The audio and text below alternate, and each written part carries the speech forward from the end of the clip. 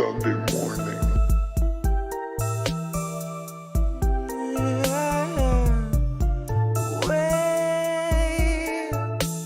We're 40 Sunday mornings out from normal and the world is not the same. Said you waited for a warning, but the warning never came.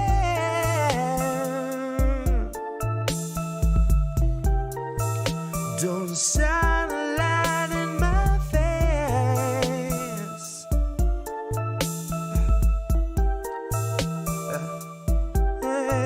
Nancy gonna cut you a check too late. 2 years after your funeral's paid, 2 years after the grave, she'll be a little stronger for all of the dollars she saved. Watching you wake, watching you cling to your family slipping away. Watch her do nothing but pray. Watch her condemn the Republicans, take them to brunch and then shrug it away. Now watch us be outraged half of a day, then pick a new hero to face our leaders and think they could beat them, playing the game they played since Pelosi had real human blood in her veins. They're all one and the same, sold off stocks and they all maintain that the risk was benign and the virus was tame. Flash forward and 40 Sunday mornings fade, 250,000 people in its wake and the cruise ship sailed today. So motherfucker, don't shine a light in my face. Wait. Good morning. Sunday morning.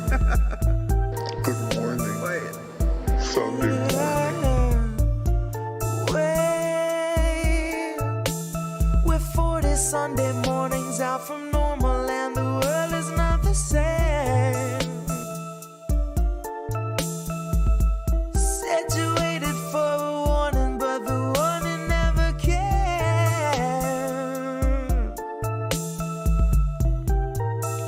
Don't shine a light in my face. Said you waited for a warning, but the warning never.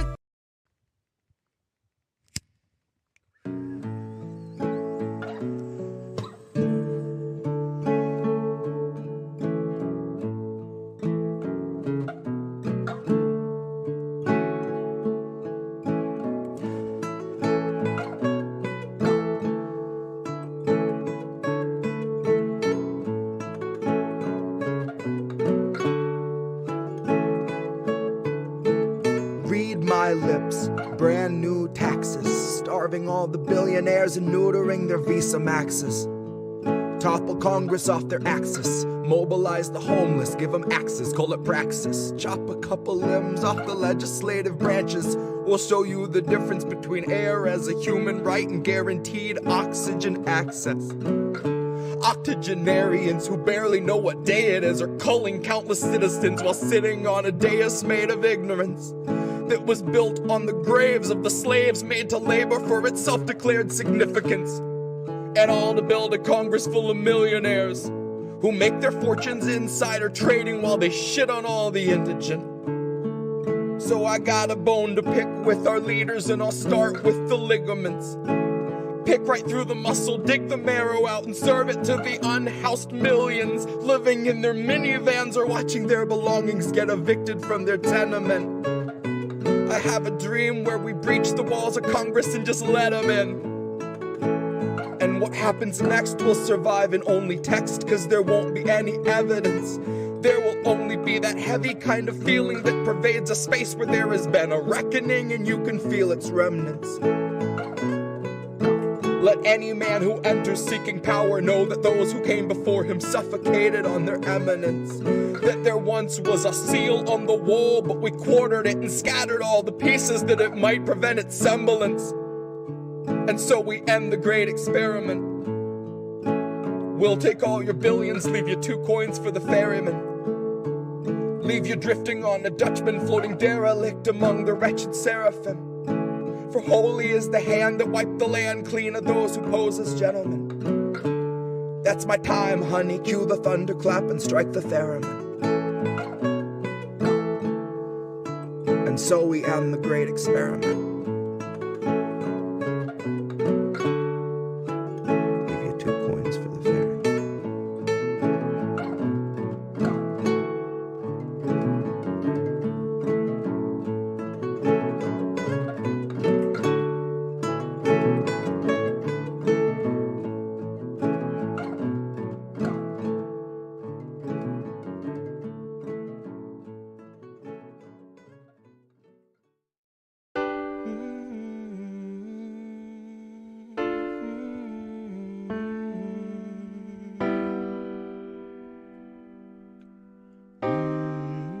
I think I liked it better being blind, when I couldn't read between the lines, and when I couldn't see the cracks in the structure that lay bare before me the whole time. I think I liked it better back when I suspended disbelief and swallowed pride. I thought I knew the difference in the red from the blue, but they both bleed us so dry. They both bleed us so dry. My favorite songs don't hit the same way. I get to the end of a 4-minute track and I'm only looking back thinking, what did they actually say? So I try to sit down with my wife and watch TV, but I just see propaganda elevating the police in the simplest of sitcom banter, and tiny little altars full of offerings to corporate masters in every well-planned wide pan shot of the name brand stocking up the pantry. Pull back one long tracking shot out to the garage to the logo on the Camry. Nice tight shot of the Camry. Close-up view of the Camry, slow pan up on the Camry, long slow zoom to the unmoving human who is up in the front with the tube pumping fumes to him straight from the back of the Camry. Ashamed he just could not provide for himself, let alone for his family. It's a blue pill mindset that spent 2020 making dance beats.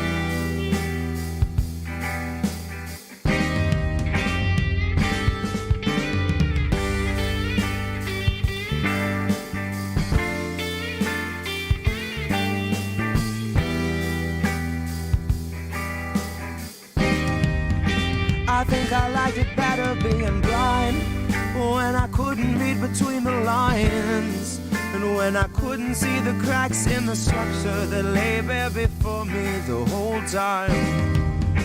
I think I liked it better back when I suspended disbelief and swallowed pride, and thought I knew the difference in the red from the blue, but they both bleed us so dry. They both bleed us so dry. Ignorance is bliss, which explains why a lot of us are so fucking happy. Quick to take the trip for all its trappings. Never one to ask what's up, what's going on, or God forbid what's happening. A lot of us would strap into the ride and then spit right in the eye of the guy whose job it is to snap your fastenings. But maybe we're all born with that capacity. Maybe each of us comes standard with humor, compassion, malice, and audacity. Some of us are blind to the system, but some see it fine and say this is how it has to be. Some of us can stare wide-eyed at a nationwide human catastrophe and only offer platitudes and recipes. And I wish that I could tell myself that nothing's worth obsessing past my everyday necessities. I wish that I could cry fake news over anything that threatened me, tune out our abuses and consume a little levity. Wish that I could offer up my son a smoother destiny. Wish I had some better lessons for how best to answer questions for the things I've been perpetually questioning. But I'm too busy looking at our leaders, wondering what I might be missing from their messaging. Trying to find the reasoning to let 250,000 people meet an early reckoning. And even though I know the truth, it's hard to swallow something that's so literally sickening. Hope is ever dwindling, COVID ever beckoning. Winter slows your breathing, but your pulse is ever quickening. Even though I know the truth, it's hard to keep listening. I'm done with my epiphany, my innocence is blistering. I'd like to think I'd taste the earth before I'd ever kiss the ring. Hard to speak the truth and harder still to keep listening. Sometimes I think I miss being blind, when I couldn't read between the lines, and when I couldn't see the cracks in the structure that lay bare before me the whole time. I think I liked it better back when I suspended disbelief and swallowed pride. Thought I knew the difference in the red from the blue, but they both bleed us so. IndependentLeft.news. Independent Left News. Indie Left News. Independent Left News. Oh yeah, and I get news from Independent Left. Thank you, independentleft.news. They actually put up posts of different shows, different things going on. Check out Indie Left. They're doing a lot of good things. They're on Twitter and Instagram, and they've helped promote our show a lot. Thanks for the work you do behind the scenes, too. This man does our Discord and some other help, so I just love to shout him out. Thanks so much, man. Yeah. They kind of really do a great job of pushing. Thank you, Independent Left, for reminding me of that. Check out independentleft.news. IndieLeft.news. Indie Left, shout out. Hey, it is Sunday night. It is 10 o'clock, and we got some people here already, and I'm so happy to see that. It is, how do we miss that? This is Indy, and I got this guy sitting over here. Okay. Hi. Say hi there. Hi, that's How Reef. you doing? That's Reef. Okay, for the podcast audience, that's my buddy Reef. We got Reef. That's right. That's right, Colin. I decided to mess with him. We are doing the we're doing the summer theme, and we're going. It's hot, and we're cooling off with some blue, and Krill Fingers, Tommy Stock, Colin, Mad Maz. Oh, we got Carl here too. What's up, everybody? Gosztola. Wow, look at this. We got fam in the house. What's going on? All right, so we're eliminating a lot of this nonsense in the beginning, so I'm just going to get right to it. How Do We Miss That is a show airing on Rockfin, YouTube, Twitch, Facebook, Twitter, Odyssey, and Telegram. Yeah, we're everywhere. Sunday nights at 10 p.m. Eastern, 7 p.m. Pacific. That's now. Reviewing a few big stories that we haven't seen covered much in our independent media channels this week. Co-hosted by Indy, that's me, founder, editor of independentleft.news and founder of IndieNews.Network, and Reef Breland, this guy, creator of Door Discord, host of Reefer After Dark. All the stories that you see here were featured in independentleft.news. It used to be in the Substack, but now we just put videos in the Substack. We don't do that anymore. And please make sure to share this out. Like the stream, subscribe on our channel, all the platforms where you watch and listen. Please, we're everywhere. As I said, we're streaming on 7 different platforms live, and I'm excited to get to some stories here. How was your week, man? It's been all right. All right. Could be better, but been all right. Well, hopefully we got some stories that'll educate, and I don't know if it's going to cheer us up necessarily, but we're gonna see probably what we not can do about that. What happened? Wait, stop. Wait, how did that happen? Stop. Stop. Why is it doing transitions? that? Stop. Transition. How do I stop this? Stop. Thank you. Go back to the thing and pause. I got it. Okay. I try the other button. Okay. You mean that one? No, that's not the right one either. Mm-hmm. No, that's the right one. Now we're there. Oh, okay. Boy. Yeah, we'll get this right one of these. If we don't laugh, we're going to cry, folks. Okay. So, here's what we got going on. Let's go to our slideshow. Okie dokie. Yes, my computers are messing with you. No, it's an operator error, Colin. Sadly enough, it is an operator error. I'm just not head cack. Yeah. Okay, so we said that we're getting into the BRICS Summit. Let's get into the BRICS Summit. So we got our key takeaways, and this came from our friends over at the Orinoco Tribune over, I believe, in Venezuela. Mm-hmm. Okay, so we're going to take that. So this is one of the, the satellite nations. They are obviously encouraging and supportive of this effort. So we can take our, we can take the bias from there. But last week, the 14th BRICS Summit took place virtually, chaired by Xi Jinping. Okay, the BRICS bloc, which is, again, Brazil, Russia, India, China, and South Africa, which represents a key political, economic, and scientific force in the international arena. They represent half the world's population, and their collective GDP is greater than $20 trillion, okay? Whoa, what happened? It went back. It went backwards. Okay. In today's context, the significance of the BRICS summit is increased to the extent that the bloc represents an alternative to the unipolar world of the decaying West.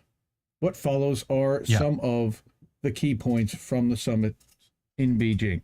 Okay, so, I see that this is still technically running. Let me stop that. All right. So, they want a multilateral compromise in the defense of international law, which includes being more inclusive with less developed countries. That sounds great, right? They want to promote peace and international security without compromising the environment. Love that. Okay. They want support for an open, multilateral, transparent, inclusive, rules-based, non-discriminatory commercial system. Okay. They want cooperation to combat COVID-19 with support for multilateral organizations, but also searching for medicinal alternatives. I like that. Okay. Support dialogue between Russia and Ukraine from an impartial perspective. Now, this one I kind of chuckled at a little bit, because who's in the BRICS alliance? Russia's in the BRICS alliance. So how can they possibly be impartial if one of the member states is involved in the conflict? I don't know how they do that, but they also strongly support a peaceful, safe, and stable Afghanistan, while they emphasize their respect for its sovereignty, independence, territorial integrity, national unity, and non-interference in its internal affairs. Right? They also recognize the necessity to resolve the nuclear problem in Iran through peaceful and diplomatic means in accordance with international law. Now, how they intend to do that with NATO, I seriously question. It should be interesting. Support for bilateral and multilateral negotiations in order to solve problems related to the Korean Peninsula. So, look, this is BRIC stuff. There's no reason for NATO countries to get involved. And then they want to compromise for a world free of nuclear arms, which I think we all would be in support of. Yeah, completely. Like, not just, like fucking Western, Eastern. Right? Like all the nukes could go. Right. So they also want. Go ahead. Yeah. Get rid of no nukes. That was it. No nukes. Cooperation against terrorism, the reaffirmation of the exclusive authority of the UN Security Council, which I also found really interesting. Now, again, you've got most of them which are member states, of the permanent member states of the UN Security Council, but I just found that also interesting that they're also legitimizing and further reinforcing the authority of that body. International cooperation against corruption, 100%. We're 100% in support of that, as long as the leaders themselves that are voting on that are also subject to that. They also want to compromise to continue bettering the coordination of macroeconomic policy, to further practical economic cooperation, and to work to achieve post-COVID-19 economic recovery in a sustainable, balanced, and inclusive manner. This sounds almost like World Economic Forum language in a little bit of a way, and I'm sure somebody is going to drop that in the chat and be like, this sounds a little like Klaus Schwab, Xi Jinping. Golden Sun in the chat.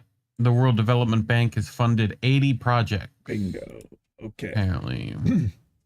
Now, finally, this is the last part of what they are negotiating and what they're agreeing to and what they have virtually met to discuss. We commit to strengthening inter-BRICS cooperations to intensify the BRICS partnership on New Industrial Revolution, Part NIR, and collectively create new opportunities for development. So that is pretty vague.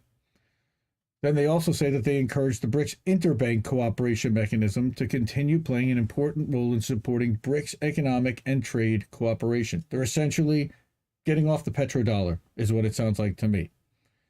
Interbank cooperation mechanism.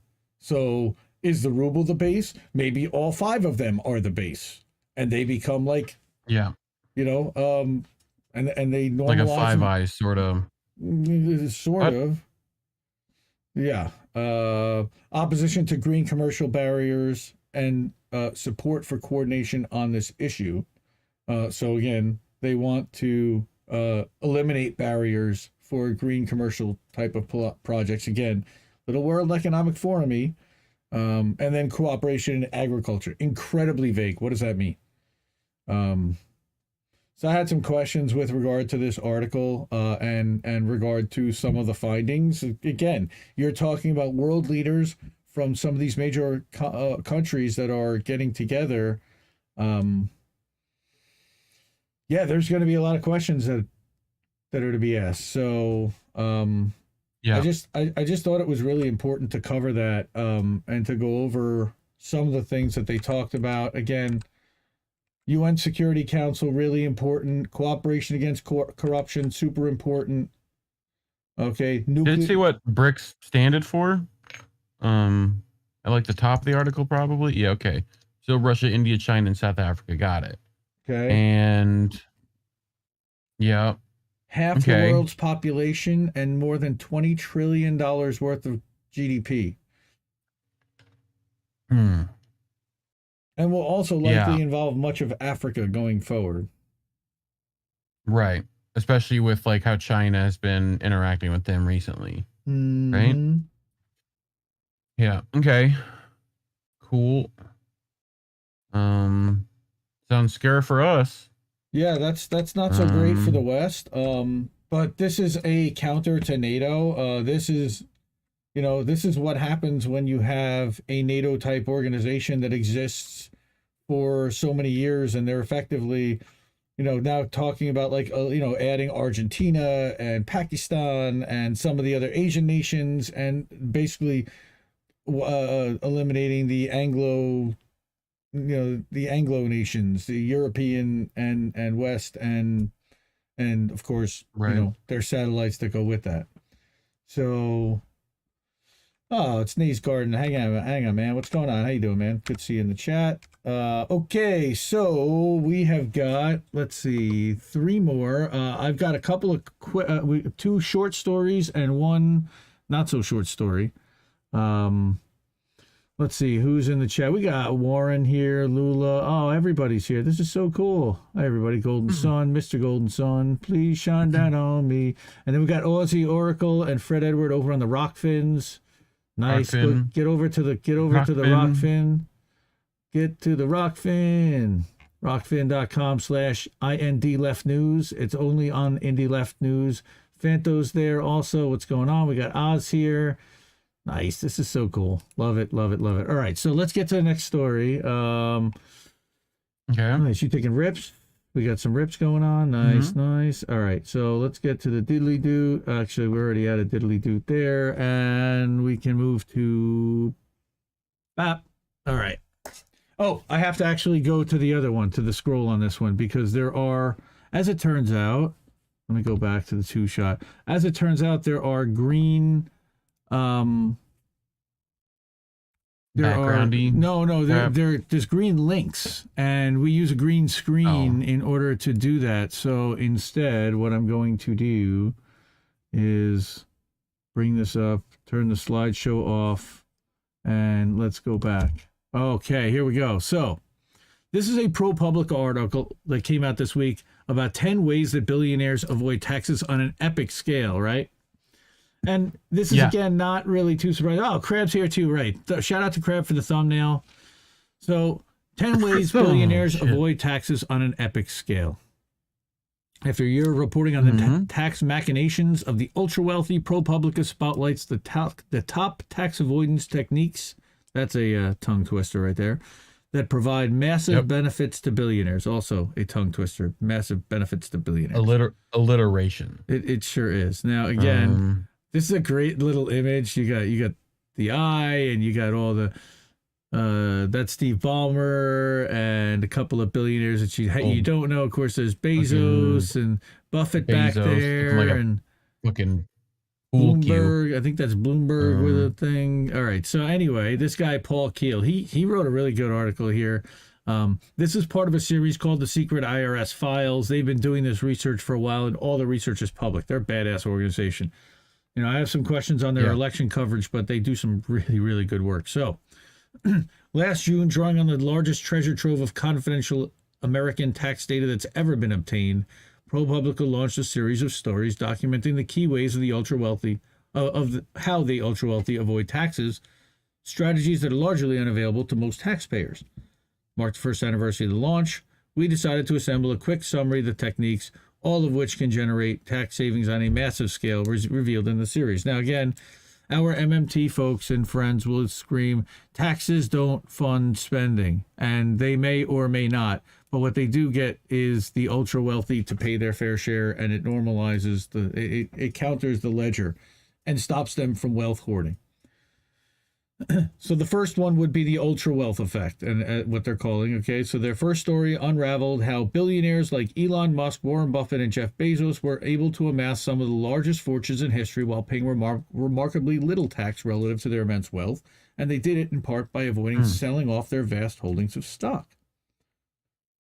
So the U.S. system taxes income. Selling stock generates income, so they avoid income as the system defines it. Meanwhile, they tap into their wealth by borrowing against it, and borrowing is not taxable. Buffett said he followed the law, and he preferred that his wealth go to charity. The others didn't comment beyond a from Elon Musk, which is also pretty interesting and not too surprising. So they're using... I wish I knew exactly how they're doing that, but essentially they're using so they're selling stocks. They're not selling them, which generate income. They're not selling them. They're holding them. Yes, but then they're borrowing with that as collateral. They're borrowing against that as collateral. Okay, so they're pawning their stocks essentially. Well, they're yes and no. I mean, it doesn't belong. It doesn't go to anybody else. They're just putting it up as collateral, but it doesn't leave their account. And they had to be borrowing it. I mean, what are they borrowing it? Who's giving them the money in that case? It would either be a bank, the actual spendable government. money. It would likely be a bank. Okay. In some way, shape, or form. Gotcha. That would be using the stock as a hedge, or as what they would say collateral. Okay, to say that if this goes and then they're up, trading all that for okay. But they're never trading it. Got it. Because he pays off the loan. Well, the banks might, but he might not. But he earns the money to pay off the loan, and that's all they care about. Right. Is that he has assets that can be used and seized if he can't make the loan, but as long as he makes the payments, they don't really care. So that's one way, and he doesn't pay any tax. Actually, it's a deduction to pay off loan, and especially interest on certain loans. So then there is the $5 billion IRA, and this is a name that we've seen quite a bit come up lately. All right. Other billionaires use less conventional ways to avoid income, we found. Tech mogul Peter Thiel, founder of Rumble, and also co-founder, one of the founders of Facebook, or one of the people who took it public and mass market. He amassed a $5 billion Roth IRA, a type of account that shields income from taxes and is intended to help low and middle class savers prepare for retirement. Back in 1999, Thiel stuffed low-valued shares of a company that would become PayPal into the account, a maneuver tax lawyers said risked running afoul of IRS rules. And it's not clear if the government ever challenged the move. He did set himself up to reap billions in untaxed gains, though he did not respond to questions for the original article. He also likely is not age 65 or 66 at this point where he can even touch the money yet without penalty. Nor would he even want to. Right. Why would he? He's got plenty of money. He could just let that money continue to appreciate. And all of the... So the way that a Roth IRA works, because I happen to have one, and I was advised very early on when I was young enough, I had a little bit of money to do that with. The reason why is because what you do is you pay into it, and you pay the tax on the money that you put in, and any gains that you make from investing on that money are tax-free as long as you leave the money in there until you're age 65. And that's available to anybody. And you can contribute up to a certain amount per year to it to continue to help it grow, in addition to the appreciation on the account. So, got it. So this guy basically every year threw in $2,000 worth of PayPal preferred potential stock down the road watched it appreciate, and all the appreciated gains are tax-free, as long as he lets it sit there till he's 65 or the company sells and cashes him out. Okay. Okay, that's what's going on. He's getting essentially an insurance annuity back from his stock, kind of. Well, no, he's getting all the growth tax-free. All the growth for the entire lifetime that he owns the stock, as long as he holds it for like 40 years or whatever, whenever he sells it, all the growth from everything that he put in is all tax-free. That's billions of dollars, like he said, $5 billion at this point it's worth, and it's going to be worth more by the time he's done. And there's no cap on a Roth IRA, pretty much. Nope, they didn't put in that rule, and they can at any point. And he'll sue, and he'll probably get away with it, and they'll grandfather the people in, and they'll put a cap in moving forward potentially, but he'll get away with it. Yeah, because he has enough money and he'll buy enough people. So, the $1 billion parlor trick. He might. Go ahead. He might get a financial slap on the wrist, but only slightly. Right. You know, potentially. Yeah. So then we've got the $1 billion parlor trick, which is turning high tax rate trading into low tax rate income. Like what? So again, even when tech billionaires do show income on their tax return, they tend to pay relatively low income taxes because the type of income they have, gains from long-term investments, such as from stock sales, are taxed at a much lower rate. But what do you do if you're making over $1 billion every year and it's largely from short-term trading? Do you just accept that you'll pay the higher rate on all that income? Well, as they reported earlier this week, this guy, Jeff Yass, all right, Yass Queen, all right, that's probably where it came from. He's the head of one of the most profitable firms on Wall Street. He did not meekly accept his fate. Instead, his firm, Susquehanna International, found creative ways to Susquehanna weed. Right. Sorry, go ahead. Found creative ways to transform the wrong sort of income into the right kind, generating tax savings that exceeded $1 billion over just 6 years. Of course, they declined to comment, but in a court case that centered on similar allegations, it maintained that it complies with the law. Of course it does. It's a legitimate up-and-up organization And then, so if you read this, so this article right here is all about Susquehanna.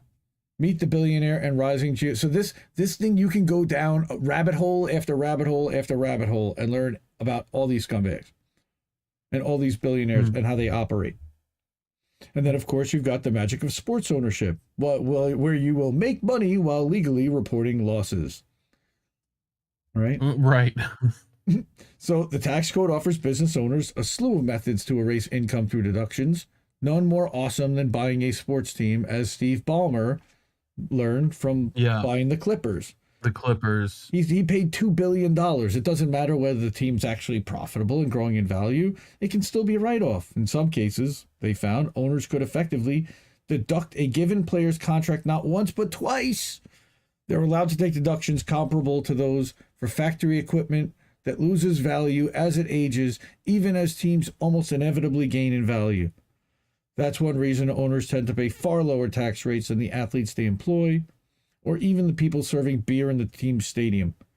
In their story, they found a Clippers arena worker who made $45,000 a year that paid a higher tax rate than billionaire Steve Ballmer. He says, I pay the taxes I owe. Oh, I'm telling you, we need a, don't look green. Actually, David does look for the money too, just in different places. He just will look to Belmarsh. Build, drill, and save. The real estate and oil businesses can both be tax havens. So that's yet another way that the billionaires are hiding their money and avoiding massive billions of dollars in taxes. So in certain industries, the tax breaks are so plentiful that billionaires can erase their income entirely, even as they grow richer. So you've seen here Stephen Ross, who also owns the Miami Dolphins. It's all money laundering. Yes. Yeah. He went 10 years without paying any income tax. And he says, I followed the law. Another mogul, this one in the oil business, managed to tap a near bottomless well of write-offs via one of the biggest oil spills in history. Is this the one in Louisiana that we were talking about? I'm guessing that it was. Yeah, I think so. Let me guess. Yeah. Yeah. How did we know? We covered that a long time ago. All right, how did we miss that? Look for that from the December edition, because we definitely covered that one too. All right, so yeah, we covered that on How Do We Miss That? So yeah, but as it turns out, like she bought that. a company, and that company had done the spill, and she had basically taken out, or her husband bought it, then he died. They had taken on the liabilities. It was a whole mess, and nobody wanted to deal with it. But even a billionaire's hobbies can pay off at tax time, and this is where we're going to talk about, like, we should start a race team, right? Yeah. Deductions from hobbies and side projects, which the ultra wealthy can structure as businesses, are another fun option. For some billionaires, it's racehorses. So they found that 6 owners of thoroughbreds at the Kentucky Derby in 2021 had a combined $600 million in tax write-offs on their horse racing operations alone. For others, like Beanie Babies founder Ty Warner, it's luxury hotels. So the billionaire splurged on a couple landmark Four Seasons locations, then went 12 years without paying any income tax. Representatives for Warner did not respond to requests for comment, but I can guarantee you that they would say he followed the law. He followed the law. He followed the law. Are we seeing a theme here? And then of course we're just gonna do like this whole paragraph's just gonna be about like lobbying, right? Where we just lobby for smaller taxes. Well, pretty much. You know, because it costs you less to do that, and you probably can write it off on your taxes as like, you know, like donation or charity or whatever. You know. Dude, by funding a PAC. Beanie Babies, yes. He's the founder of Beanie Babies. His name's on the ass of every Beanie Baby that's ever existed. So yeah, he's probably worth a couple of bucks. Yeah, change the tax laws. Not your Beanie Baby though. Your Beanie Baby's like probably around like 25 cents. You know? No, but Ty's ass is on the name of it either way. Beanie Baby Exchange. Yes, but the Beanie Baby Exchange has like definitely cut down on its like ratio, you know? Right. So sometimes it pays to fight for a new tax break. For the billionaires who contributed millions to Republican politicians, the payoff came in the form of Trump's big, beautiful tax cut for pass-through businesses. We found the change. Is that what he called it? Oh yeah, the big, beautiful tax. It was a big, beautiful tax cut. You bet he did. It's huge. They wouldn't quote him if he didn't say it. It's very big. It's huge. Oh God. Very good. I really hope. We'll call it the big, beautiful tax cut. I'm really not ready for 4 more years of this clown, or 5 plus, you know, including a campaign. God. And then dude, it's already gonna ramp up, and the media have been like, big, beautiful just like babies. Yeah, Mad Maz has got they had to put new panties on, you know? Oh, like they were just dude, come on. Like, so yeah. I mean, they've been like itching for it. They love fucking Trump. They love him to death. So the big, beautiful tax cut, okay, sent $1 billion in tax savings in 1 year to just 82 ultra-wealthy households, just who needed it. Some business owners also boosted their savings with a trick. They slashed their own salaries and categorized the money instead as pass-through income. And then they said, oh, I didn't take a salary during the entire pandemic. What do you mean? I'm benevolent. I'm Dan Price. Yeah, I said it. All right. Why tech billionaires pay less than hedge fund managers? With so many options to reduce taxes, the richest Americans often manage low income tax rates. We analyzed the income and taxes of the country's top 400 earners, those averaging over $110 million in income per year. Oh, overall, Jesus Christ. Overall, the group paid relatively low rates, shocking, but certain segments, tech billionaire bros, heirs, private equity execs, stood out even within this elite population because they were able to draw on the sorts of techniques detailed above. Also drawing on these techniques were wealthy politicians like the governors of Colorado and West Virginia. That's Jim Justice, and I believe, is that Hickenlooper? Hickendusher? I think so. Yeah, something like that. Hickenpoopers. All right. And then, of course, brother, can you spare a stimulus check? I love that one. All right. Yeah. But the real standouts were the billionaires who reported such low incomes that they qualified for government assistance. Of course they do. At least 18 billionaires received stimulus checks in 2020 because their tax returns placed them below the income cutoff of $150,000 for a married couple. They're fucking billionaires. So fucked up. Oh my God. That's ridiculous. Bro, give me that I wonder list. where that fucking Here you go. $200 went. You want that list? Here, they got $3,600 each. Bap. Jesus. Here we go. Just to put a little fucking cherry on top of their giant dragon protected mountain full of gold. Here's a name we're pretty familiar with. George Soros. Ira Rennert. Worth $3.7 billion.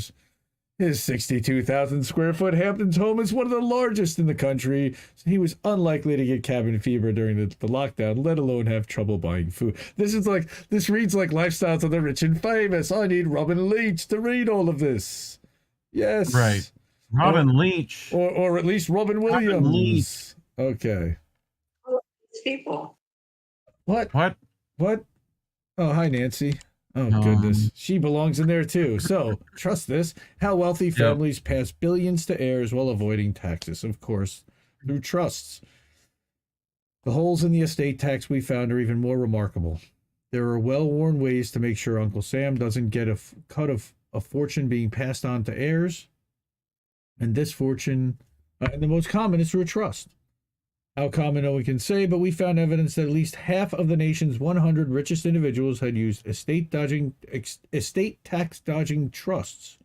In another story, we followed 3 century-old dynasties down through the generations, showing how they've used trusts to avoid taxes. Okay, so that a fortune could pass all the way from the original early 20th century tycoon to, for example, the great-great-granddaughter who recently collected $210 million before her 19th birthday. Let me guess. A Rockefeller, a Morgan, or a Rothschild. One of those would be my guess. Yep. Okay. So what's really cool is, hey, help. What? Don't worry. You were just stepping on Jimmy. It's all right. So help us report on taxes in the ultra wealthy. So I think that's pretty cool. So they want help. And if you know something related to this investigation, you can fill out a form or provide it securely through multiple methods, or you can volunteer your expertise. And this is the gentleman who wrote this, and you can see his signal number and his cell phone number, which is right there. Very brave and very bold. And mad respect for assembling this list, because this list is not going to make you any friends in the billionaire community. And they've got some resources to do things if you make them angry. So that's a little frightening for his safety. And I hope nothing happens to our friend Paul. And all of our friends over at ProPublica for publishing something like this, or maybe they're allowed to. I don't really know at this point, what the deal is with this type of reporting. How they get access to this kind of secret tax files, number one. Number two, then again, that's bombshell. And then they've been dripping this stuff out for a year. Damn. Yeah. What do you think, man? Warren needs a blood pressure pill, it sounds like. Because he said that this was literally raising his blood pressure. That's pretty damn funny. Gotta lay off that boudin, boy. Gotta lay at that boudin. All right, Crab saying we need billionaires because they create jobs. Oh, wow. We got a lot of people in the chat talking about this for sure. RLA. You know what it's all about. Hey, Karen. It's all about geometry. It's all about geometry. Thank you, Shaq. Karen, welcome, and thank you for following me over on the Twitter today. We are trying to get Indy to 4,000. I think that we were 3 shy the last that I saw. We are at 3997 followers on Twitter. We're at 950 on the Rockfin right now, so we are just 50 shy of 1,000 on the Rockfin. Thank you so much, everyone, for that. Looking forward to. I'll translate into Cajun for Warren. Boudreaux say you go bring them gators to the billionaires. Okay, that's what we gonna do. I like that idea. That's a good idea. That idea. That's a good idea. Let's go get them gator. Okay. Let's throw mud bugs all over them. All right. Here's how we're going to eat our vegetables. And this is going to kind of suck, but at the same time, it's a really important story that I think we have to cover. Okay. So, was it means tested? Who has a gun to your head? I read this story and I'm like, damn, man, nobody else is talking about this anywhere, but Kevin Gosztola dropped a banger. All right. Okay. And it's that the U.S. Supreme Court may take an aim at the whistleblower protection laws. And could the Supreme Court do any worse this week? Any worse? They're taking a wrecking ball to the rest of it. Yeah, Boudreaux, they gonna bring 10 million them gators to 10 million better. Yep, that's right. Okay, so that's our friend Kevin Gosztola. Give him a shout, give him a subscribe, give him a follow, support The Dissenter, which is an offshoot of Shadowproof. It's his own personal newsletter that I also subscribe to. This is a paid article that I really thought was super important. Since I am a paid subscriber and I am a supporter, I don't feel so bad showing this to everybody. I did pay my money for this. All right. And I do support Kevin, and I share a lot of his work, and I do encourage everybody to go follow at Gosztola on Twitter. And he does unauthorized disclosure on Rockfin with Rania Kalik. Big fan of Rania too. And again, follow Shadowproof. He does that with Brian Sonnenstein. I'm a follower and a fan and a supporter of Shadowproof as well. They do excellent investigative journalism. They also report on prison stuff, prison treatments, and prison culture, and they do a really good job of that, as well as on whistleblowers. So Kevin has been following this story, and what he's saying is that the False Claims Act in the United States allows individuals with evidence of fraud against the government agencies to bring lawsuits as qui tam whistleblowers. I don't even know if I'm saying that right, but I'm going to keep saying it that way, and I'll probably butcher it. They can bring a case even if the Justice Department has no interest in fighting the alleged corruption. But on June 21st, Courthouse News reported that the U.S. Supreme Court will determine whether the government has the authority to dismiss a whistleblower lawsuit brought under the False Claims Act when the government has declined to intervene in the case. In other words, the Supreme Court can now help corporations shut down independent whistleblower lawsuits that the Justice Department does not want to pursue. What? Yeah. Okay. And guess who? Healthcare and pharmaceutical corporations, along with their lobbying networks, have ramped up pressure in recent years to stifle the effectiveness of the False Claims Act in holding their industry accountable and prevent the law's expansion. Shocking. Under President Trump, the National Whistleblower Center reported in 2018 that U.S. government recoveries under the law hit a 10-year low. Why? Nearly $2.9 billion was recovered, but only $767 million of that was a result of lawsuits by the government. Whistleblower lawsuits, however, yielded over $2.1 billion. Why? Because a network of dark money has transformed the Supreme Court into an illegitimate and partisan institution. It's a guy by the name of Leonard Leo in the Federalist Society. The same court that overturned Roe v. Wade, ending nearly 50 years of abortion rights, could gut one of the few laws available to private citizens to challenge corporate corruption. This also took away the fact that they took away the right to. They said that natives' land is now the state's land. Right, state lines now supersede native. Yeah, I don't know. So, yeah, something like that.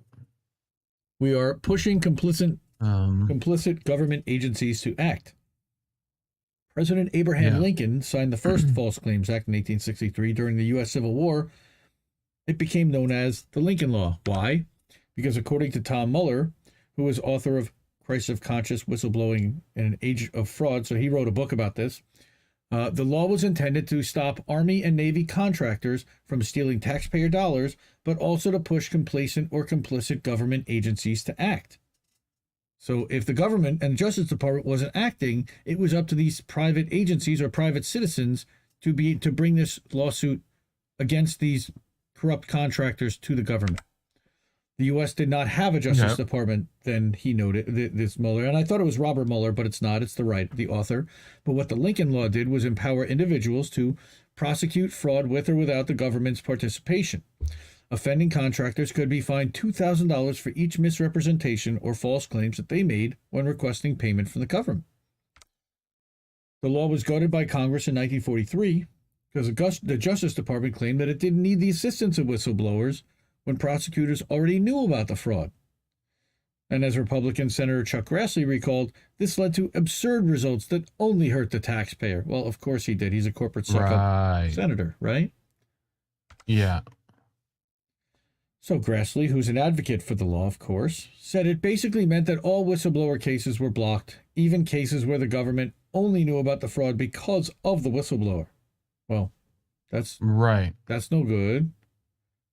Right? In 1986, he helped to ensure that amendments to the False Claims Act were passed to restore power to private citizens to bring whistleblower lawsuits. That's a good thing.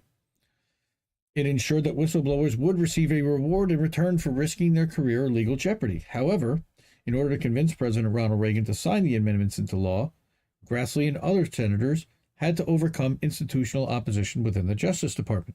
Of course they did, because they thought that they were taking away power from the Justice Department. Jay Stevens and Stuart Schiffer, two senior DOJ officials, opposed restoring the False Claims Act. Stevens contended that the Justice Department was already doing a good enough job against defense contractor fraud, and a stronger law would hamper their work, according to Mueller. The law, Stevens said, quote, was an anachronism from a time when the United States had no central investigative force. Now that the DOJ and the FBI existed, most qui tam whistleblowers were parasitic, quote, bounty hunters who interfered with legitimate law enforcers and ultimately provided little useful evidence of wrongdoing. Where'd this guy go to work after he left the government? I just wonder. The counter to Justice Department officials was that the restoration of the False Claims Act was necessary to protect whistleblowers from retaliation. The amendments were needed to prevent a complacent and complicit Justice Department from entering into sweetheart deals with powerful contractors.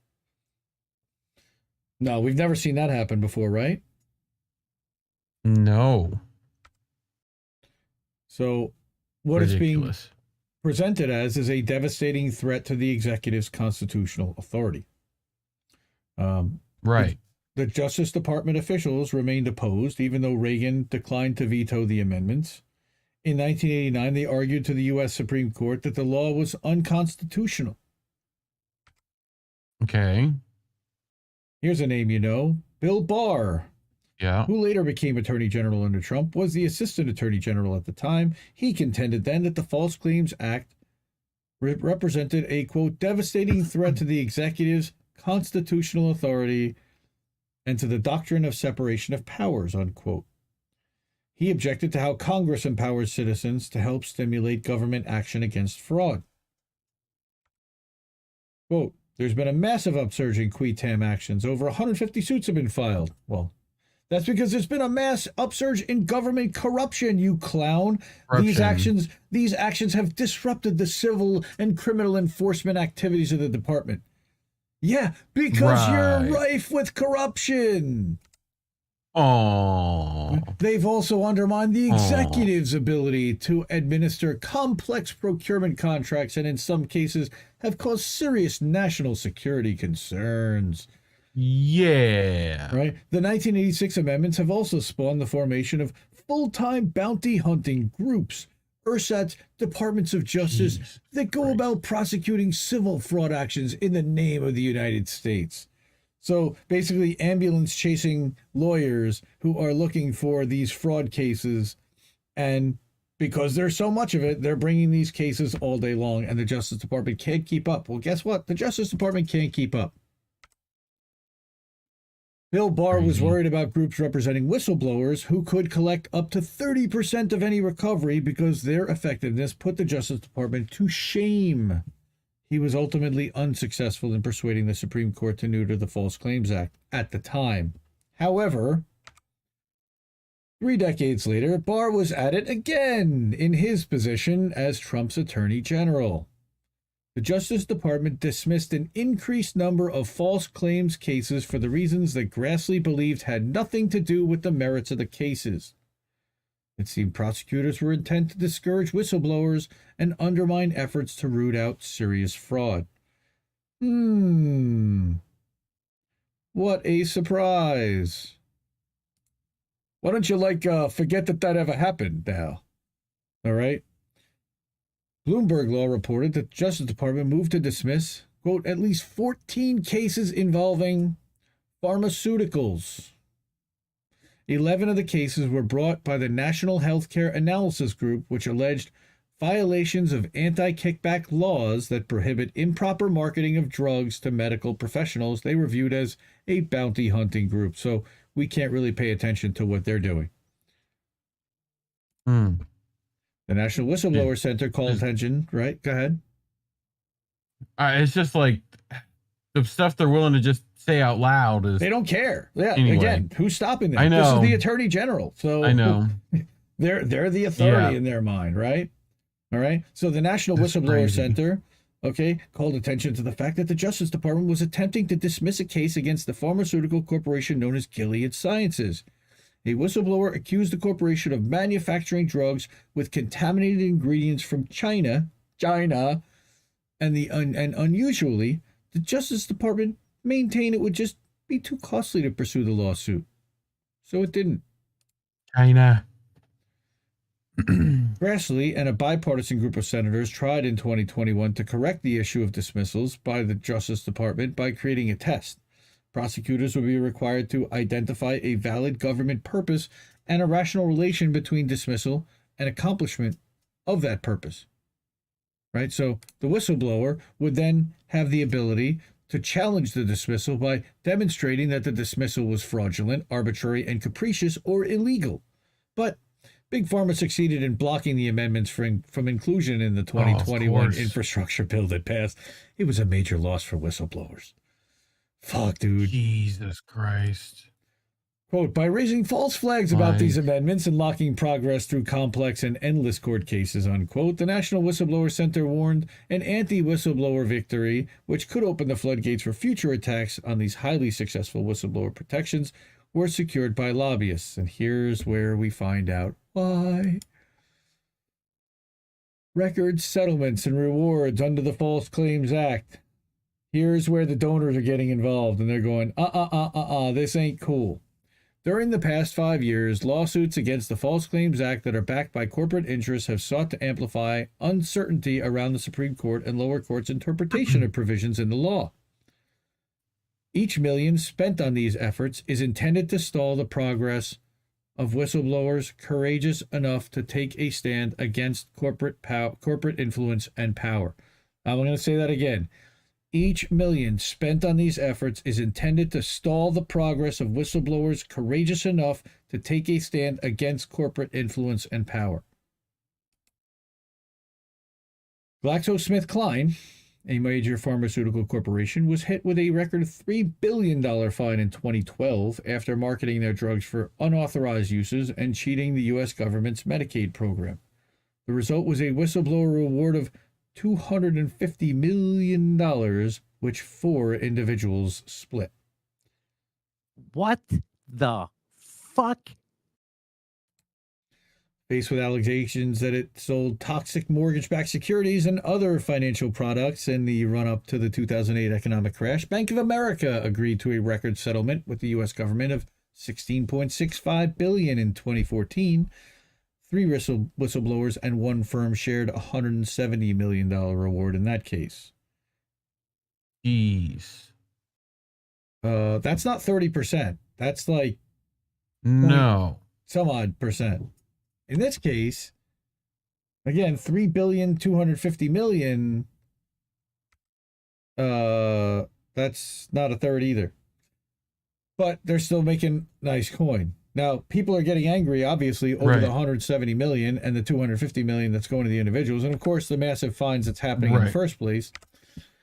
Here's another one: pharmaceutical giant Johnson & Johnson entered into a $2.2 billion settlement with the government in 2012 to end a lawsuit involving allegations related to fraud and kickback schemes perpetrated to sell 3 drugs, Risperdal, Natricor, and Invega. Vega. A whistleblower received a $167 million reward. Thank goodness for that. They deserve it. They put their entire life on the line. These are just 3 examples of how private individuals with evidence and knowledge of fraud can pursue a modest level of accountability against corporations, whether Justice Department officials have the political appetite for such action or not. The Justice Department says, their history of opposition to the False Claims Act does not exactly inspire confidence that the corporate-captured Supreme Court will leave the law alone. If the Supreme Court yet again prioritizes corporations and upends a settled law, their ruling may greatly diminish a tool that whistleblowers have wielded for decades. Okay. So, well, keep your eye on those guys. Burn the fuck down. Yeah, not cool. Not cool at all. That's totally not going to cause problems in the future. Right? That's definitely not going to screw anything up. Nope. You know? Nah, it's totally not there meant to discourage anybody from doing anything. But I hate to give everybody some more nightmare fuel, but our next story is not getting much better because, ladies and gentlemen, PreCrime is here. Algorithm predicts crime a week in advance. It reveals, of course, bias in police response. This is kind of a hilarious article.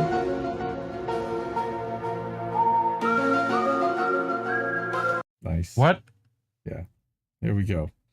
I mean, that fits, right? This is... Well, this is the study is titled Event Level Prediction of Urban Crime Reveals Signature Enforcement Bias in U.S. Cities. What a surprise. And then it shows the additional authors that are part of the study from University of Chicago who did a great job in putting this. So everybody sounds like they're from Chicago there, huh? Well, no, they all go to school in Chicago. They're not all from Chicago, brother. Yeah. But yeah. All right. Eventually. Well, advances in machine learning and AI have sparked interest from governments that would like to use these tools for predictive policing to deter crime. Oh my God.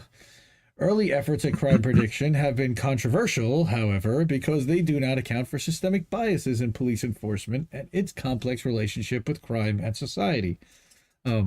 Understatement, but yes. It's complex. Like if you put it, it's complicated on Facebook, right? It's that's definitely it's complicated kind of relationship.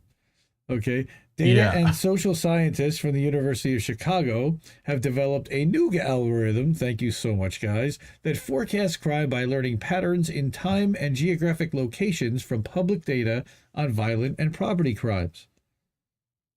The model can predict future crimes 1 week in advance with about 90% accuracy. Wait, what? In a separate model, the research team also studied the police response to crime by analyzing the number of arrests following the incidents and comparing those rates among neighborhoods with different socioeconomic status. Here's what we're going to find. They saw that crime in wealthier areas resulted in more arrests, while arrests in disadvantaged neighborhoods dropped. What a surprise! Crime in poor neighborhoods didn't lead to more arrests, however, suggesting bias in police response and enforcement. Again, no shit.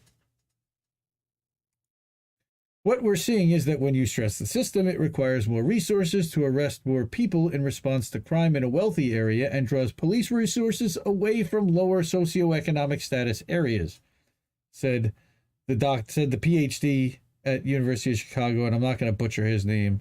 Let's just call him Dr. Chato, okay, and senior author of the study, okay.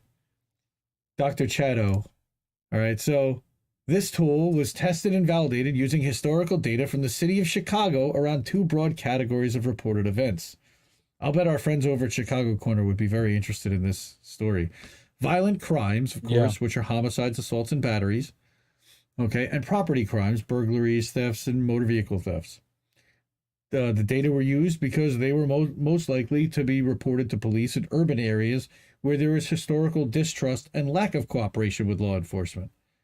Such crimes are also less prone to enforcement bias, as is the case with drug crimes, traffic stops, and other misdemeanor infractions. I'm sorry, I couldn't even get through that sentence without laughing.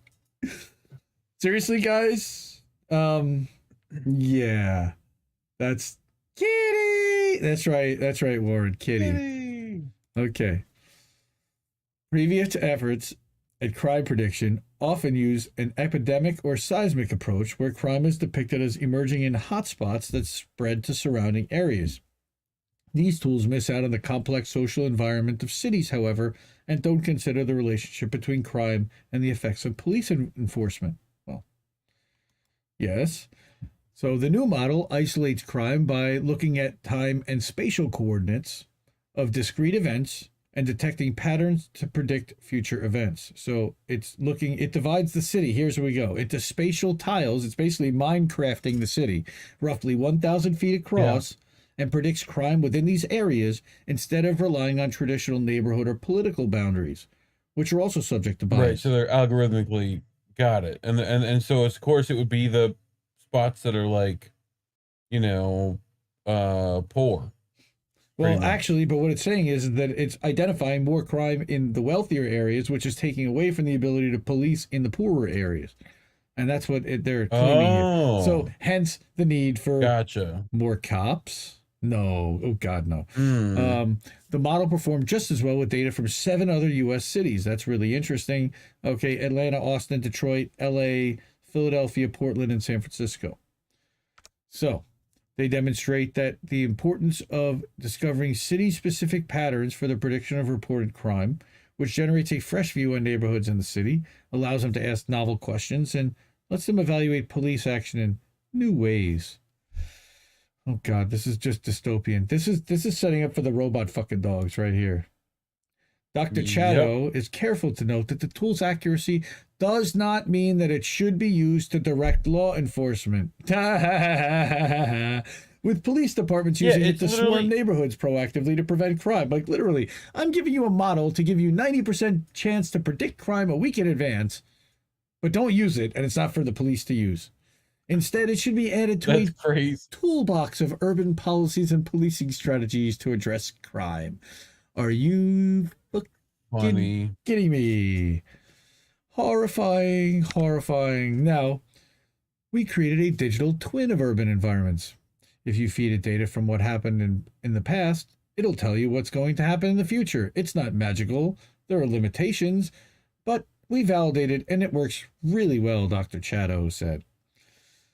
Now, you can use this as a simulation tool to see what happens if crime goes up in one area of the city or if there's increased enforcement in another area. If you apply all these different variables, you can see how the system evolves in response. Oh, so it's learning AI. This is literally fucking Skynet, guys.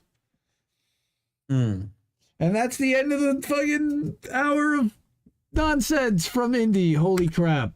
How did we miss all of that nonsense? Sorry, everybody. That's like the thing that Batman uses that he gives to Morgan Freeman's character because he can't have that much power. Oh my God. Yeah, literally. Like the thing to map the entire city. Yep. Pretty much. Like it doesn't already exist. Oof. Right. Again, nightmare fuel right there. That's how they're going to police us in the future, is with this predictive pre-crime stuff. Like you saw the Majority Report, like that. Not the show. I'm sorry, the Minority Report, the one with the Spielberg movie with Tom Cruise. All right, that is freaking horrifying. Yeah, it gives the guy like it lets him see into the future to like see a crime happening, right? Essentially, like this weird robot thing pops out little memories. Yipper 99 nailed it. Is this Minority Report? Yep. This is pre-crime, 100%. Yep. Oh, and Warren's of course advising us to wash our heinies, and we need to do that. Or actually, he said, "Wash your ass." Buy a wash your ass shirt over at the Extra Booyah store. They're hilarious. They have it literally has a donkey inside a bathtub. which is awesome. It's great. Oh, I gotta hide Reeve or pull Lula over you. Here we go. Okay. In the 1980s, applied for and got awarded a university bursary for engineering from the apartheid South African government-owned defense contractor. It paid all university fees, and school should be free. Of course, apartheid is no good. Scrotus, yes, that is a Scrotus for sure. The Supreme Regime Court, yes, the Extreme Court is what I called it. The U.S. Regime Court. The Boudreaux gonna bring them gators down to them billionaires. Oh, come on. There go Saints. Yep, Krill Fingers, sure. How are you, man? Thank you, everybody, so much for supporting, hanging out. Good to see everybody. Sorry for the nightmare fuel. We're gonna have some fun now, and I'm gonna turn it over to our friend Reef over here, and we're gonna do some boats because I know he's got some stuff for us. There we go. You do. And I watch mindless shit. Boats that smash into other boats. I don't hear Jimmy, but now it's Reef and Jordy LaForge. Get. Yeah, LaForge. Get. What is happening in engineering? Why are you doing these things on the holodeck that you do? Spot. You don't know. You just make sure the warp coils are cool. Oh my goodness. Yeah, no, that's my beard, bro. I know it's warm. We're just gonna watch Reef on all right, full. fine. Bye. We're just gonna watch Reef on full screen. Is that cat saying Kitty? Yeah. Come on, we need the sound bit. Come on, let's hear some roaring. I do have it. Somewhere. It's just I need to organize these better. There we go. We did it. Warren. So it's the Reef Show, everybody. Earlier, we were. Oh, I should also have. There we go. Look at that. Now it's the Reef Show. Oh goodness gracious. Yes. So for the people watching the clip at home earlier, I don't think we are. No. I don't think so. Joe Rogan, don't do that to us. No, come on, dude, bro. You're worth like $10 billion, bro. Come on. Like, yeah, dude, I'll give you whatever nickel came off the video. Like, but anyway, we were talking about Susquehanna earlier. Yes, we were. Right. In what context were we talking about it? Tell the kids at home. It was the name of one of the firm of one of the billionaires that's avoiding taxes and in our second wonderful ProPublica Susquehanna Institute. Something like that, right? Okay. Susquehanna Capital or something like that. Okay. Yeah, this is which I need this. Hold on. This is Joe Rogan. Rogan. And what's his name? Oh, here it is. Joey. I started bringing him my fucking reefer. Diaz. Okay. I'm in Philadelphia, and I'm with my boy Tommy Jr. and his girl, and we get high as Jesus on the fucking space shuttle. We got down, Joe Diaz. We went deep. We just kept smoking. We just fucking smoked this and didn't do shit to me. What? You gotta break out the A weed when I come up here, dog. What are you talking about? Right, that weed we just smoked. Don't do shit to me. If you make me drive 40 minutes up, you gotta get me stoned, bro. That's Susquehanna weed. I've been telling you about that shit. Susquehanna? Yeah, that shit don't do nothing to you. You're so crazy. It's you true. You need to go to a doctor. What the fuck, dog? You gotta need to bring go out to some a, strong you need to go fucking to a weed, doctor. guy. What are you talking that shit about? don't It do is nothing strong. to you, dog. You gotta bust out some good weed, dog. Look at my fucking eyes. Do I look high to you, guy? Yeah, you look high as fuck. Because I smoke on the way. Because I knew you were gonna get that Susquehanna fucking weed. Joey. You better start getting some good fucking weed, You gave him dog. that Hannah Montana weed. Yeah, Joe, that's didn't the you? shit What the fuck is fucking weed you give me. That's the second time in a fucking row. Yo, dude, you just Cocksucker, I love smoked you to death. train wreck. And it was garbage. They That sold is you not on it. Look at my garbage. You're eyes. so crazy. That's garbage. You better You're start getting so some crazy. strong fucking Look, weed or go to a okay, different Joey, store. I love relax, you, dog. Relax. I love you too. I But love you got to go to a doctor. We're here, motherfuckers. Brian, hold on. Brian, how high are you right now? He gets high on a fucking toenail. Are you high as fuck? High as fuck. Look at him. How If he high was are you? high as fuck, he'd dial an ambulance. Joey, please relax. The biggest thing was that it was a tightly rolled joint. Right. And Don't do he's that. just a Come on, huge guy. power hits where he just feels like in as long as you are. You like big hits. No, you like, I couldn't get a hit off it. It was too fucking tight. Okay. You know I love you to death, but you gotta pack the 18. Okay, Joey. All you're doing is complaining about I'm not weed. complaining. I'm just saying that I want to get high when I come I'm up not complaining. Listen to what you're doing. That's complaining. You invite me to your home and you give me the Susquehanna weed. What the fuck is a Susquehanna? What else? What the fuck is a Susquehanna? What the fuck are you talking Remember about? those Susquehanna hat companies? No. Abbott and Costello, those cheap. The Susquehanna Hat Company. So basically, cheap, that's what Joey Diaz is talking cheap about. dirt weed is what he's saying without saying Fucking it. hats. You gotta bring the A team here. Anyway, What fucking planet are you from? You are so fucked up. You know what Susquehanna is? I don't know what Susquehanna is. It's a Fugazi. No more fucking late night podcast for Joey. No more. No more. You can't. I love you, dog. I haven't seen you. I love you too, but. Oh yeah, Joey Diaz still gets coked out at shows. Are you kidding? Shout out Polytunes. He's always fucking killed these animations. Oh yeah. But yeah, anyway. That's great. So I guess it's time for boats, right?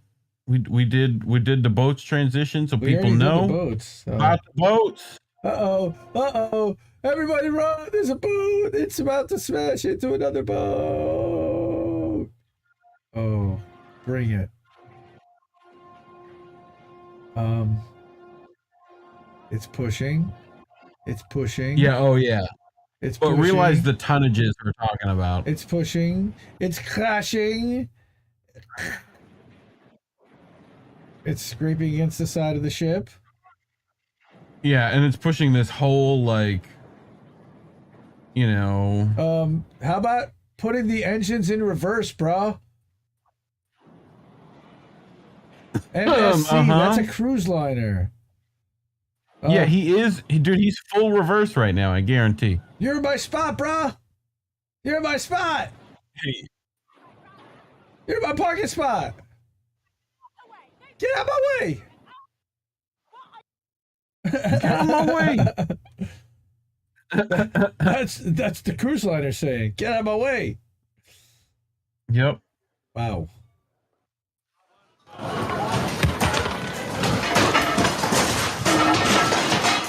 Is that what's going on inside? No. I wish.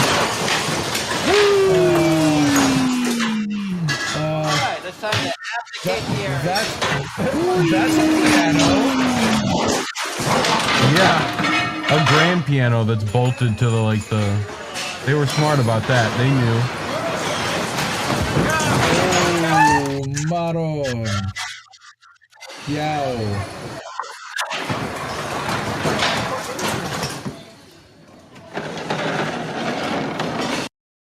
Wow. That's a boat. So, you know, that's cruises are fun. The Viking Sky. Damn. Yep. Next time my wife says she wants to go on a cruise, remind me to show her that. Yeah, I know, right? So Musical lawyer chairs, charged, go start. That's a winner right there. That's great. Nice. So lawyer charged with trying to bribe cop in marijuana case. So this is by the AP. On weed. So this is from the Boston AP. A Massachusetts lawyer has pleaded not guilty to federal charges. He tried to bribe the Medford police chief to get help in opening a recreational marijuana dispensary on behalf of a client. So, yep, the records say that Somerville attorney Sean O'Donovan, of course, we're in fucking Boston.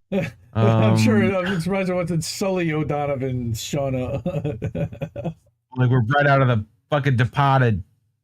So pleaded not guilty in federal court on Friday to 3 counts stemming from his efforts to win an agreement that would allow the client to open a marijuana dispensary in Medford. He was released. The client was unaware of O'Donovan's efforts. The Justice Department said in a Friday news release announcing the charges. Mr. O'Donovan did not bribe a public official, did not discuss bribing a public official, and that the charges against him constitute an unprecedented extension of federal criminal law that we intend to vigorously challenge in the courtroom, O'Donovan's attorney Martin Weinberg said in a Saturday email. So prosecutors say that in February 2021, O'Donovan's approached a close relative of the Medford police chief and offered to pay $25,000 to speak with the chief about the client's anticipated application to open a marijuana business in Medford. The chief immediately alerted federal authorities. Prosecutors say that over the next few months, O'Donovan met with the relative, described in court papers as Individual 1, to discuss the plan. The only problem for Mr. O'Donovan is the FBI was listening in on every single one of those meetings he had with Individual 1. First Assistant United States Attorney Joshua Levy told reports on Friday. So, ouch. Oh, get boned. Oh, get boned. Oh. Oops. Oh God, isn't that good? Oh shit, you got me. Fuck. Martin Weinberg, you're not going to win your case. No.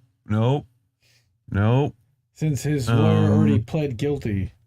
Sheesh. Right. Yeah. Wow. Boston. That's right. Crazy. Oh my Lord. Fucking Boston. Okay. Over look, trying more to bribe boats. a cop with 25 G's. Okay. Yep.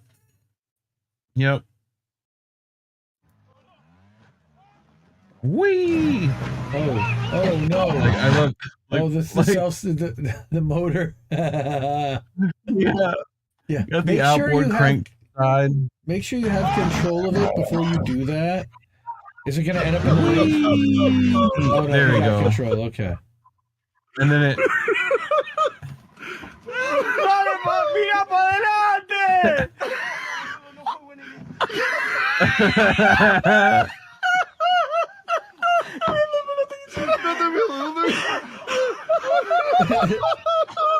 I love them fucking laughing at him. His voice That's is like half dying. the Oh, fun. yeah.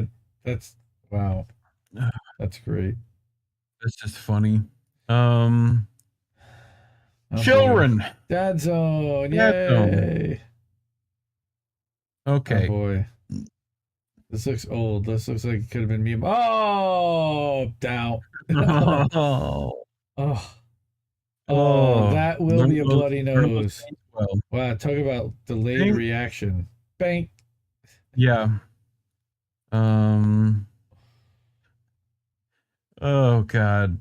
Why little boys are just the fucking dumbest. We don't get any better either. No. Oh. Oh. Oh, face smash. Oh.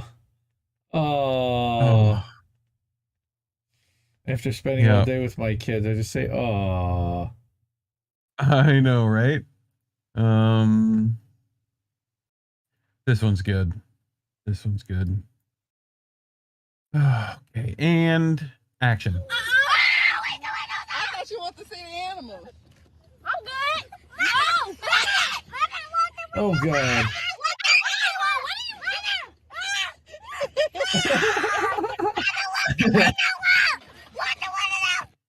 Round the window up. Fuck. Dude, you're holding the food. What are you expecting me to? Yeah, I know. Bro, you're holding the food. Right. And by the way, you don't need those headrests anymore. You're big enough. Come on. I can't wait for this to happen in your house.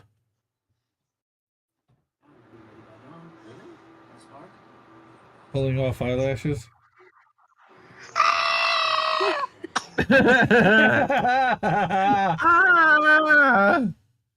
That's funny. That's just funny right there. What if what happens if you just came home to this?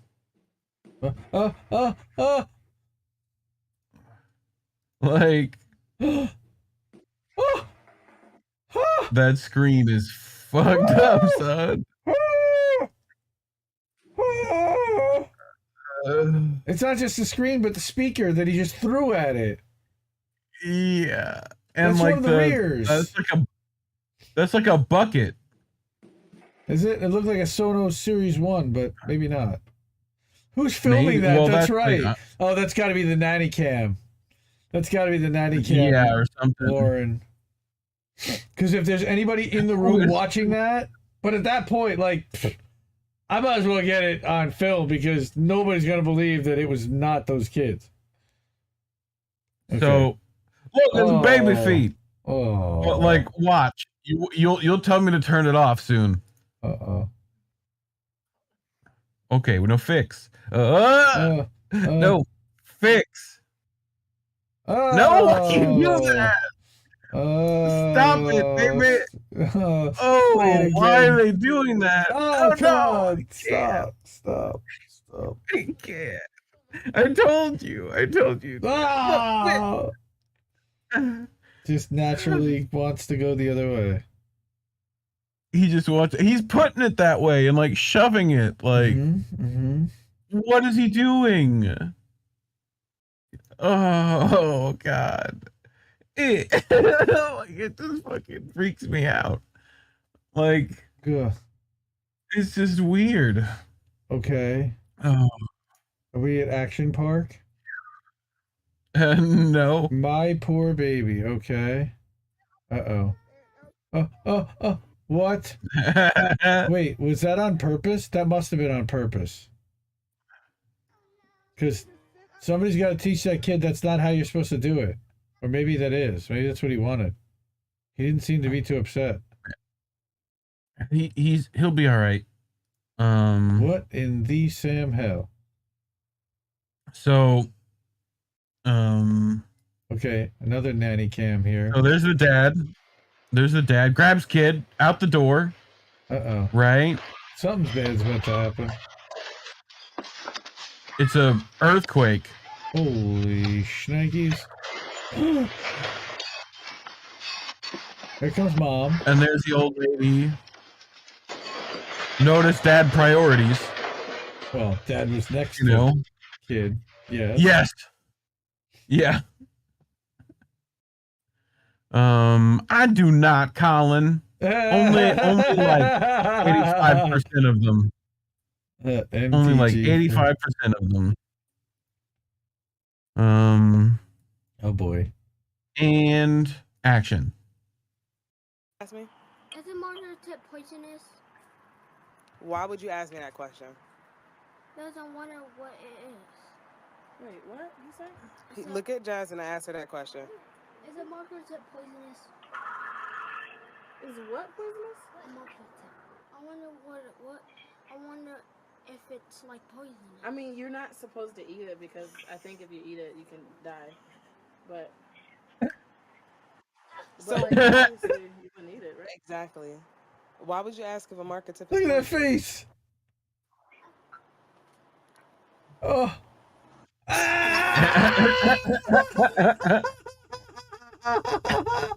Of course he ate a carrot. Of course he did. Of course. Oh, that's great. Holy shit. Oh. Why would you ask that question, dude? Oh, that's great. I love that. All right, dad reflexes. Oh God. Oh shit. I got it. I saved it. Oh, he He might have came in crushed his clutch. kid too, a little bit. But I save. He shoots. He saves. Yeah, that's like it is like a real good save. And that's the day he installed the mirror. This is the first time. Now it's wall mounted. That's right. Yeah. Oh, okay. This is not going to go well for some co-ed, would be my guess. Don't you wish your girlfriend was hot like me? What? So that's okay. What so just happened? She starts. Oh, she's on the sleigh She bed. starts. Right. What is she doing right. there? So, but she's trying to do a video. Right. Right. And she's like, "Hey, little sister, get the fuck out of my video." Right? Like, so she like shoves her. Oh shit, Bap. I can buy you candy. Oh shit. No, don't tell Dad. Don't tell Dad. Listen, don't tell Dad. If you tell Dad, I'll buy you food. Come here. Oh, Don't tell Dad. Don't tell Dad. Oh, that's like the Don't 10-year-old do it. sister. Oh, yeah. Like, don't tell Dad. Don't do that. No, I'll buy you don't get me in candy. trouble. Whatever it Like, takes. Ooh. oh, God. Jenga. Why? Why? Why Because this is life. Oh no! Oh no! Oh, no. God. Why did you go so high pitched? Oh, that's why. Because I felt that right down to my to the gotchas and the gooches. Oh my goodness! Like you fucking went all the way up there. That one hurt real bad. That hurt real bad. That hit me right where it should have. Ow. Okay. This one should too. Okay. He said, "Get that shit out of here." He's wearing knee pads.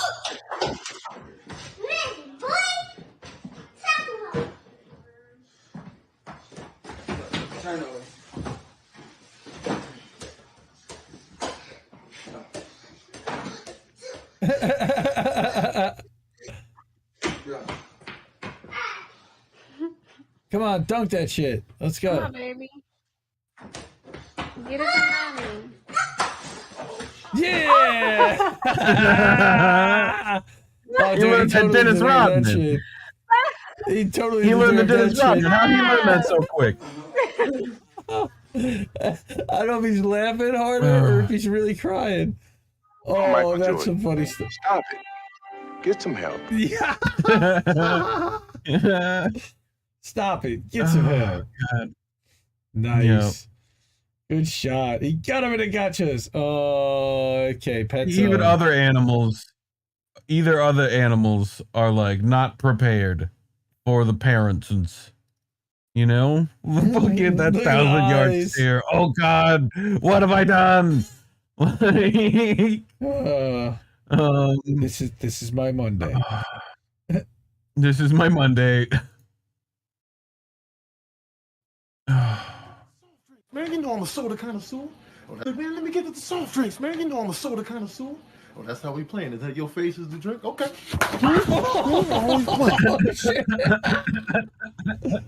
Wow. That thing's got some reflexes, huh?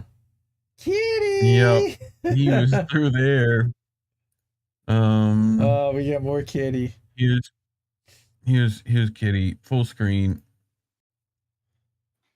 Or not, beautifuls.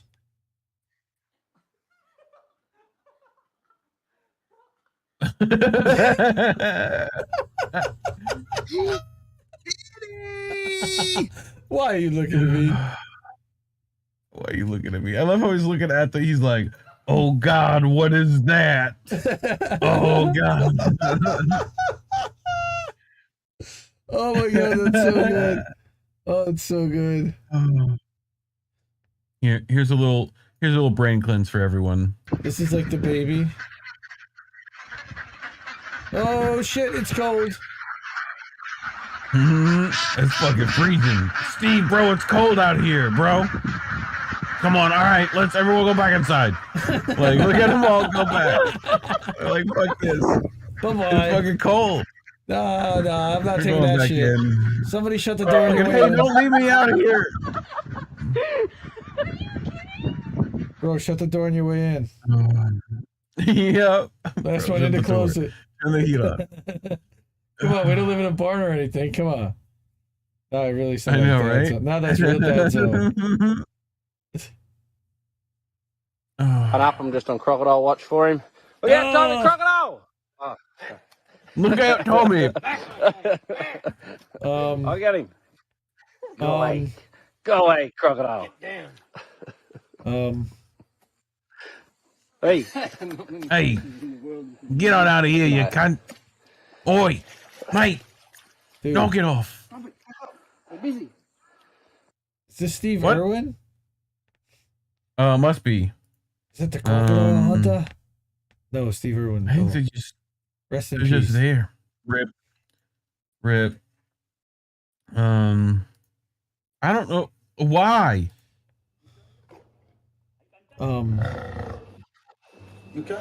Because he's lying. That's you. That tiger Fuck went your tiger. smoothie. That tiger went tiger. Good boy.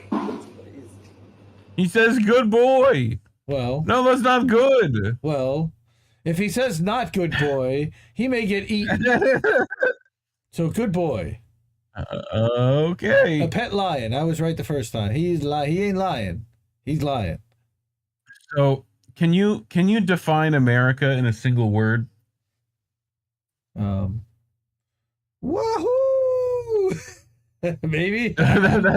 That's America. That would be my word for America. Yes. In a single word. Oh. I was going to put him. Excuse me. America is a nation that can be defined in a single word. I was going to put him. Excuse me. The foothills of the Himalayas with Xi Jinping. What? That's a single word. The foothills of the Himalayas with Xi Jinping. What? But in a single word. Somebody broke the Biden again. Oh God, damn it!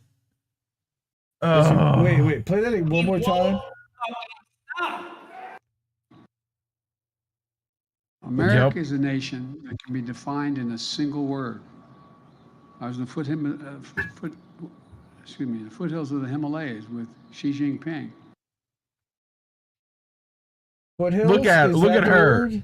Look at her though. How do you interpret look at the lady that? in the back? Is it that? Well, you know who she? That's the new. That's the Supreme Court justice. That's Brown. Supreme Court Justice Brown. Is they're swearing in? That's crazy. As you foothills of the Himalayas. There's Dr. Jill. She's got to be on the other side because you know she's not far. She's not but 3 steps from Joe at all moments. Oh, especially near stairs. And bikes, apparently.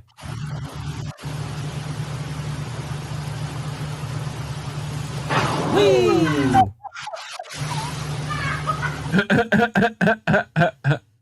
Well, that's that's DIY bidet.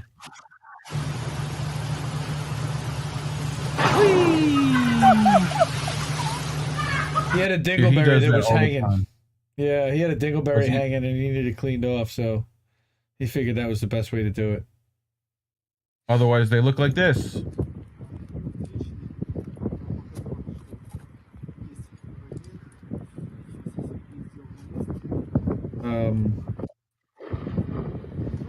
Uh-oh. Ruh-roh. What the hell?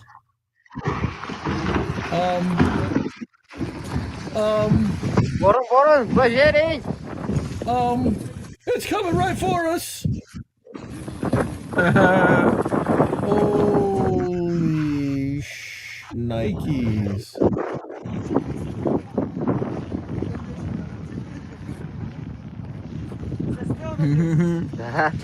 Dude, bidets are dope.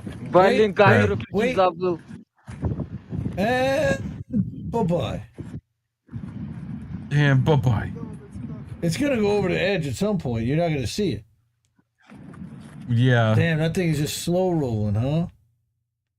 Mm-hmm. Ooh. That's a big old rock. The pioneers used to ride those babies for miles. But I felt like people should know. Greg. What? Greg, oh. Hey now. Like, look at how you're right there. You're right there. Like, look, there's a person here and a person here. Yep. Look out. Oh my God. That whole rock wall comes off. Hope you didn't mount to that.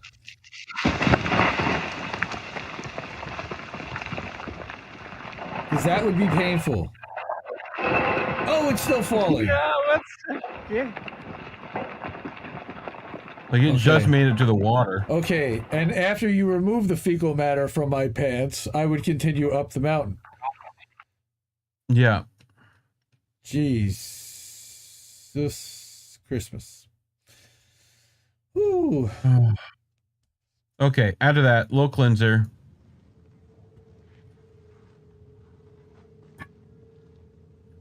Okay.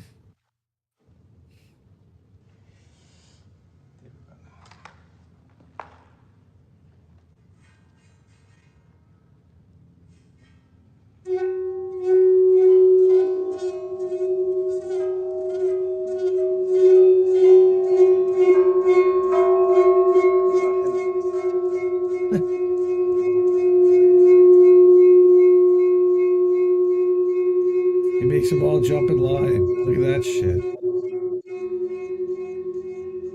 That's not even the good part yet. We gotta get my other stick. And what's that gonna make it jump and do? Damn, dude. What? Trippy.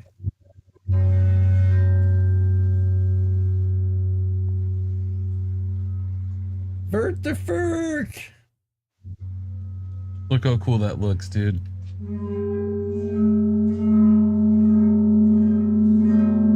That's sugar on there or salt? Yeah. Oh, that's so cool. Or like sand or whatever. How did he figure out that it'll work in those patterns if This you is lose frequencies. This is a friction thing, right? So depending on the like surface contact between the ball and the thing will produce a different frequency when rubbed against that like resonant surface. Mm-hmm. So, you know, and then like the stuff on top has to kind of follow the vibrations of the resonance, like a drum. Like if you put that on a drum, you can do that with fire, probably. Go. Yep. I imagine you could do that with fire, with a little bit of alcohol and a, you know, but anyway, okay. Uh-oh. Yeah, let's find an alternate route. Oh, that's not it. Alternate route. Yeah, that would be like what a smart man would do. Sounded like what he was going for, but I guess not. Yeah.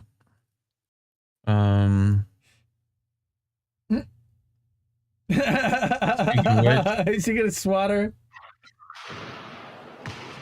And now give it some razzle-dazzle. Who is that?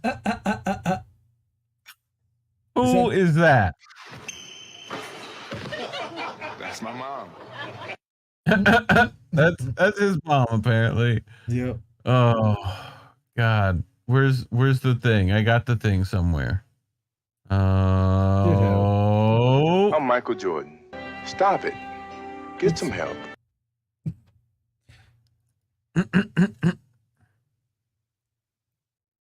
This is pretty good. Oh.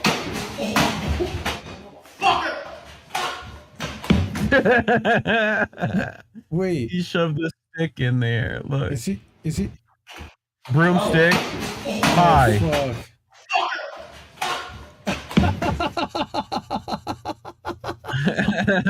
What an asshole! But pull right? the broomstick out, bro. Yeah, that would have been smart. Really funny. Oh.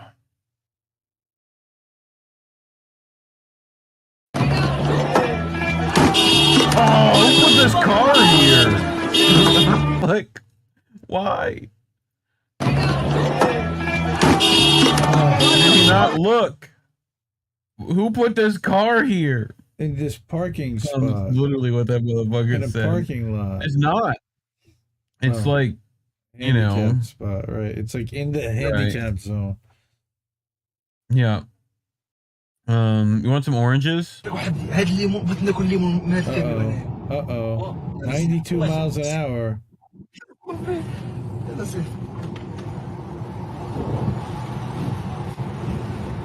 عندك ثلاثة شكل.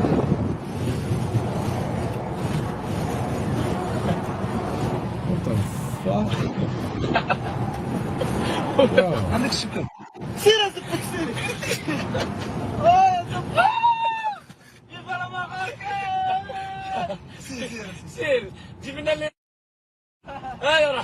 Wait, what? Why? He's gonna open that truck. Yeah, he is.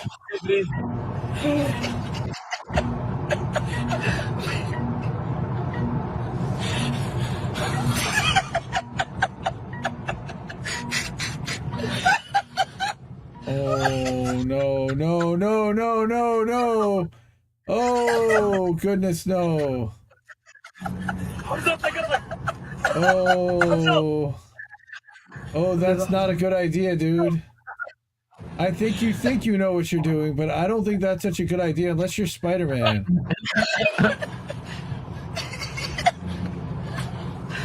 And I think he's throwing it into the car. Come on.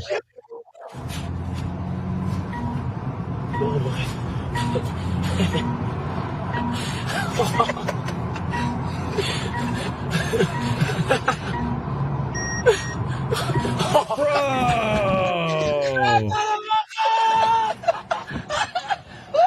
Are you serious? Yeah, that was worth risking my life over. Fucking morons.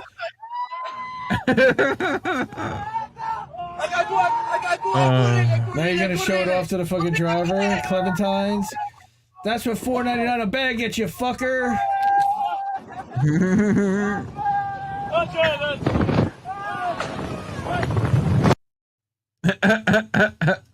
That's really funny. So why New York be crazy? Oh goodness, that's Chucky. What the fuck? Get the fuck off of me! What are you doing? Get off of me! What's wrong with you? What the fuck is going on this fucking train? I'm so Oh, smack nice. that Somebody motherfucker. yanked the mask off. Good job. Nice. Love it. It was Old Man Jenkins the whole time. This is just funny. Fucking dumb cops. Don't need to be grabbed. My name's Anthony Tucker. Just tell Heath. Have you seen what I was saying? Have you seen my face? And especially when he got a snidey little hit. Oh, that's what it was. Did you see back on his own? Wait for it. Oh shit, they're here. What the fuck is that about? You want to kill people? Wait, did you get that on record? Yeah. Or do you want to kill people? Hey, send me that. He just I like how they got out. Like, I meant to do that. They just drifted into their spot. Yeah. Yeah. You can go square out me and you go listen.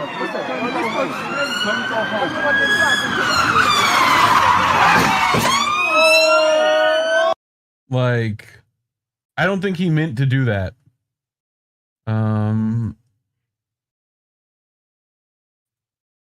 Oh God, I don't know. I think New York is more concentrated crazy. That's like distilled crazy. Florida's got you definitely got crazy, but it's like spread out. You know. Just to notice in the debate and chat. Look at these mall cops. Look, they're chasing a kid on a hoverboard. Oh, come on. They're chasing a kid on a hoverboard, man. And like, watch how he gets him. Fuck you. Yeah. Trip over that board, motherfucker, dude. Oh. I don't think he meant to do that.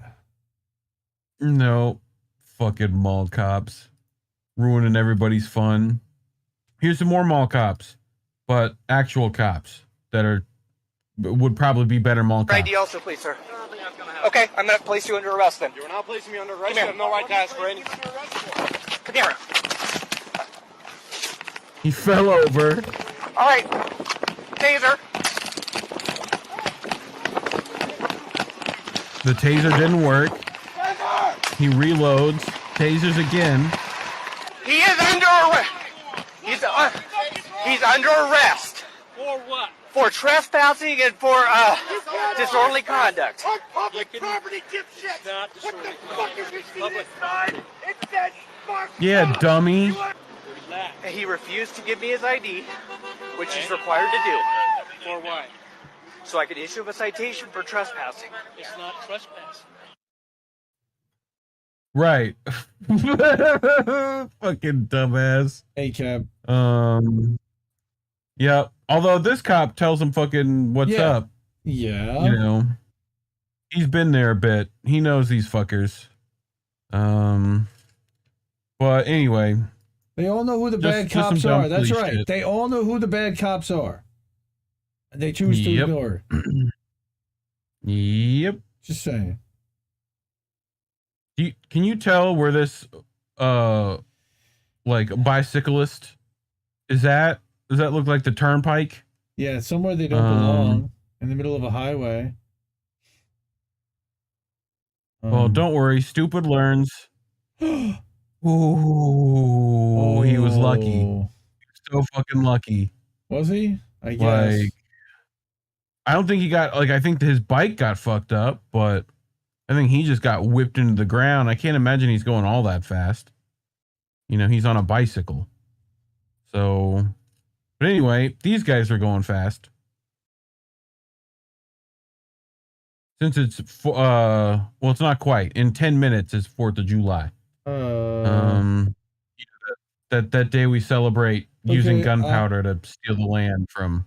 I do see some. I do see a board. And I do see some fireworks. Yeah, bud. Is that a firework car? Yeah, bud. Whee! Oh no. Okay, why would you want to fuck up your car like that? Bliad, because we're Russian. And had good time, brother.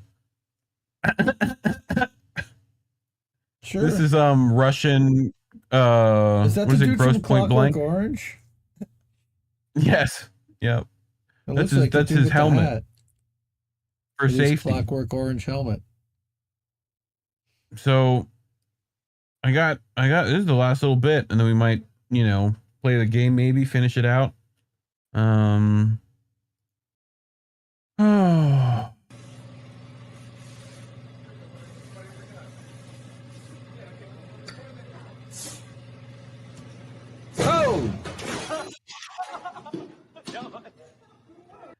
He's okay. Okay.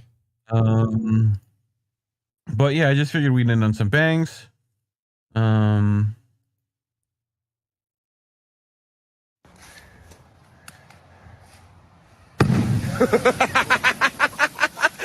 on fire, dog.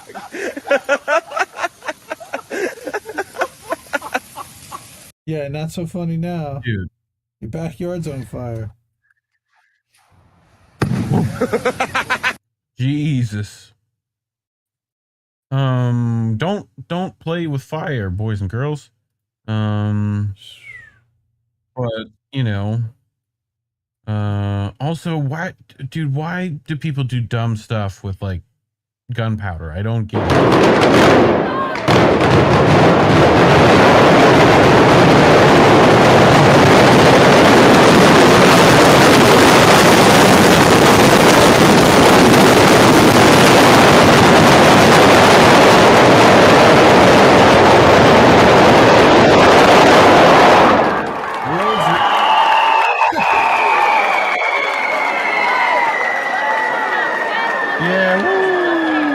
Everyone almost died. Woo! World's largest cap gun ever, right there.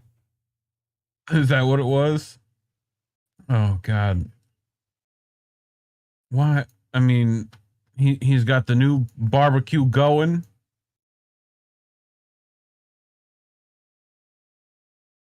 All right.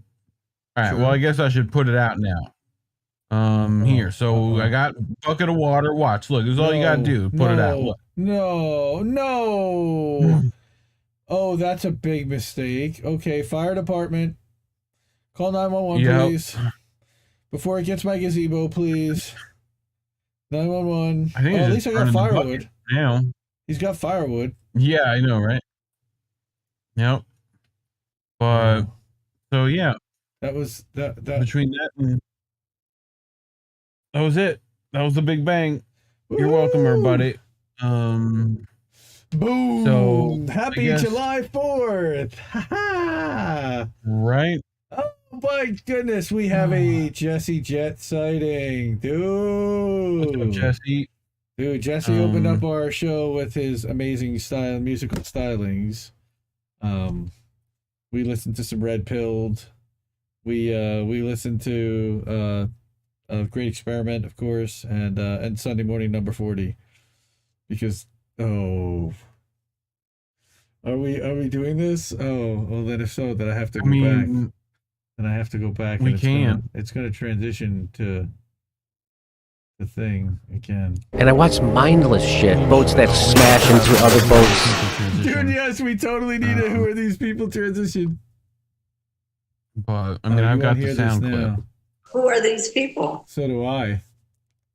But you didn't hear it because I turned it off to guest. And let's do it again. Who are these people? Now you can hear it. Nice. Okay. Thank you, Nancy. Who are these people? His name is Doug. And he is really a member of the Hair Club for Men. And he's not just a client, but he's now an investor too. Gotcha. Like he was. What was he before then? Like, athlete of some kind. He was like an ex-football guy. He was a pit crew member on a NASCAR team.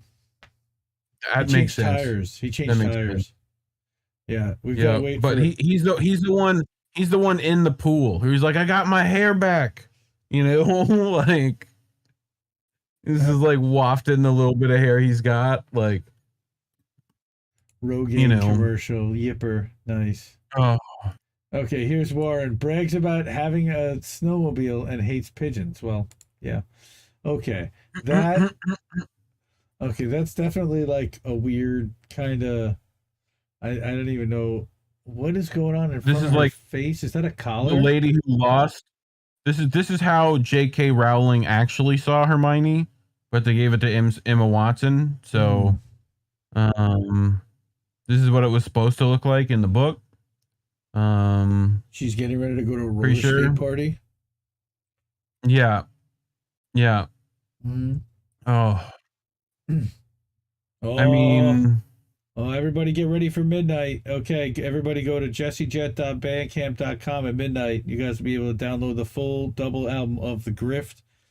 I already downloaded a couple songs that were available beforehand, so everybody go check that out. Yes, having a fun time at Hogwarts. Oh my goodness. Okay, this is another one of those woke CIA ladies. And what's going on in the background there behind her head, to the left? I don't quite. Warren says claims Trump choked a Secret Service agent. Grabbed her by the clavicles. Yep. Those clavicles, dog. You don't know about those clavicles? Yipper says 90 Day Fiance. The young blonde girl looked like a young Eleanor. I could see that dingo. Yeah. Sure. I've got nothing on this lady. Yeah. Is that like a weird tattoo? Real estate agent. To the left? I'm trying to figure out what's going on back over there. Here? Yeah, what is that? I don't know. I don't know. It looks like a weird tattoo on somebody next to her. I don't know. Yeah, anyway. She's at the Satanist convention. The Latin version of The Office. Okay, Yipper is saying the Latin version of The Office. Okay. Fantastic. You know what? Let me switch screens.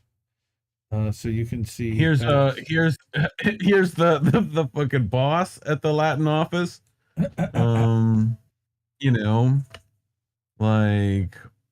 Although he could be a gym. He could be the gym of the Latin office. They could pull that off. Well, he could also be the Dwight Schrute. I mean, yes, Yeah. He could very easily. He very clearly could. He could pull off the Dwight. Yeah. Okay. There's one of my favorite jokes in The Office. Speaking of the Latin Office, was when they have the birthday party for the like gay guy Oliver, right? Yeah, exactly. Oscar. Right, and like they're like, we're gonna throw him a birthday party, and it's gonna be like a Spanish birthday party, and like we don't have any Spanish stuff. Like, well, we'll just try, you know. And like they had like a spread of stuff that was like, you know, like they took a thing of lemonade and they just put an inya over the in, right? And every time I see lemonade, I'm like lemonade, like every time. Nice. Okay, we're saying that it's a CEO of Google trying to convince us that selling our skin is revolutionary. Warren says that it's Spiro, the IT guy. Okay, that's Drew Barrymore's sister. I thought this was like the lost art of Leonardo da Vinci. That's really creepy because that's definitely two different color eyes. Is it? I mean, heterochromia. What is it? Biheterochromia or whatever? Is that like? Is that like? I don't know what. It looks like artwork on the left and clear, or like blurry on the left and clear on the right. Like it looks like if the Mona Lisa was boring and wanted Starbucks, you know, like that's what it would look like, you know. Bride in a Druid wedding who found her new husband drives a diesel car. Yes, Warren. Okay, sure. Diesel works. Yep. Where's these are velvet these are dress? Fake people for anybody who's not who is not already playing the game and doesn't know what this is. These are not real people. It's just from the website thispersondoesnotexist.com. Oh goodness. He's an actor. Who is this person? That's an actor. Okay. Who are these people? Okay, his name is Peter. Yep. He's been an extra in a lot of movies that you've seen, but he's never quite made it. And he has a deep, dark secret, and it involves some kind of a film executive, and that's why you'll never see him elevated. I don't know what it is. I don't know what it is, but I feel like he plays alongside Sean Bean a lot. He knows, you know, like he's got like he can be a medieval guy, you know, in a lot of movies. Extra Bola says George Carlin's brother who sells insurance in Topeka, Kansas. Yeah, I can fucking see that. Fucking right. George Kalin's brother, not even George Carlin, but George Kalin. Yes, Kalin's. I know him very well. Psycho Doc or plays a Psycho Doc. Yes, I could see him acting like a Psycho Doc, Warren, for sure. Yeah. Oh, Yipper, you mean? Oh, Yipper. Yes. Sorry. Yeah, but this lady is definitely on, you know, Farmers Only. Oh my goodness. You don't have to be a farmer to be on Farmers Only. Come on. She gets drunk at the like local line dancing bar and gets on the table, and they keep telling her you can't do that anymore, Glenda. Jeannie. You know. Yeah. Fucking Mayor Sue.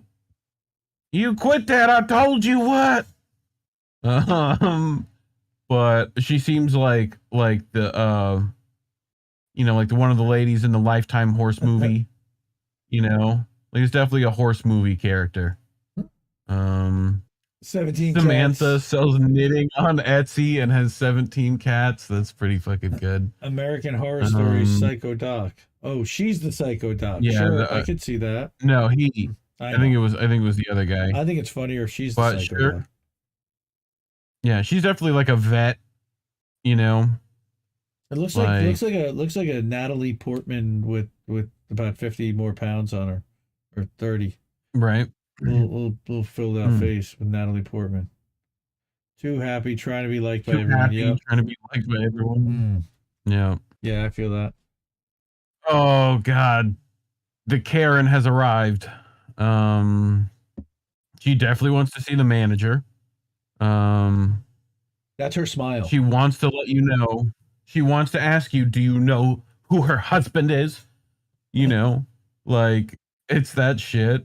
The little girl like, that burned the house down today. Oh my god.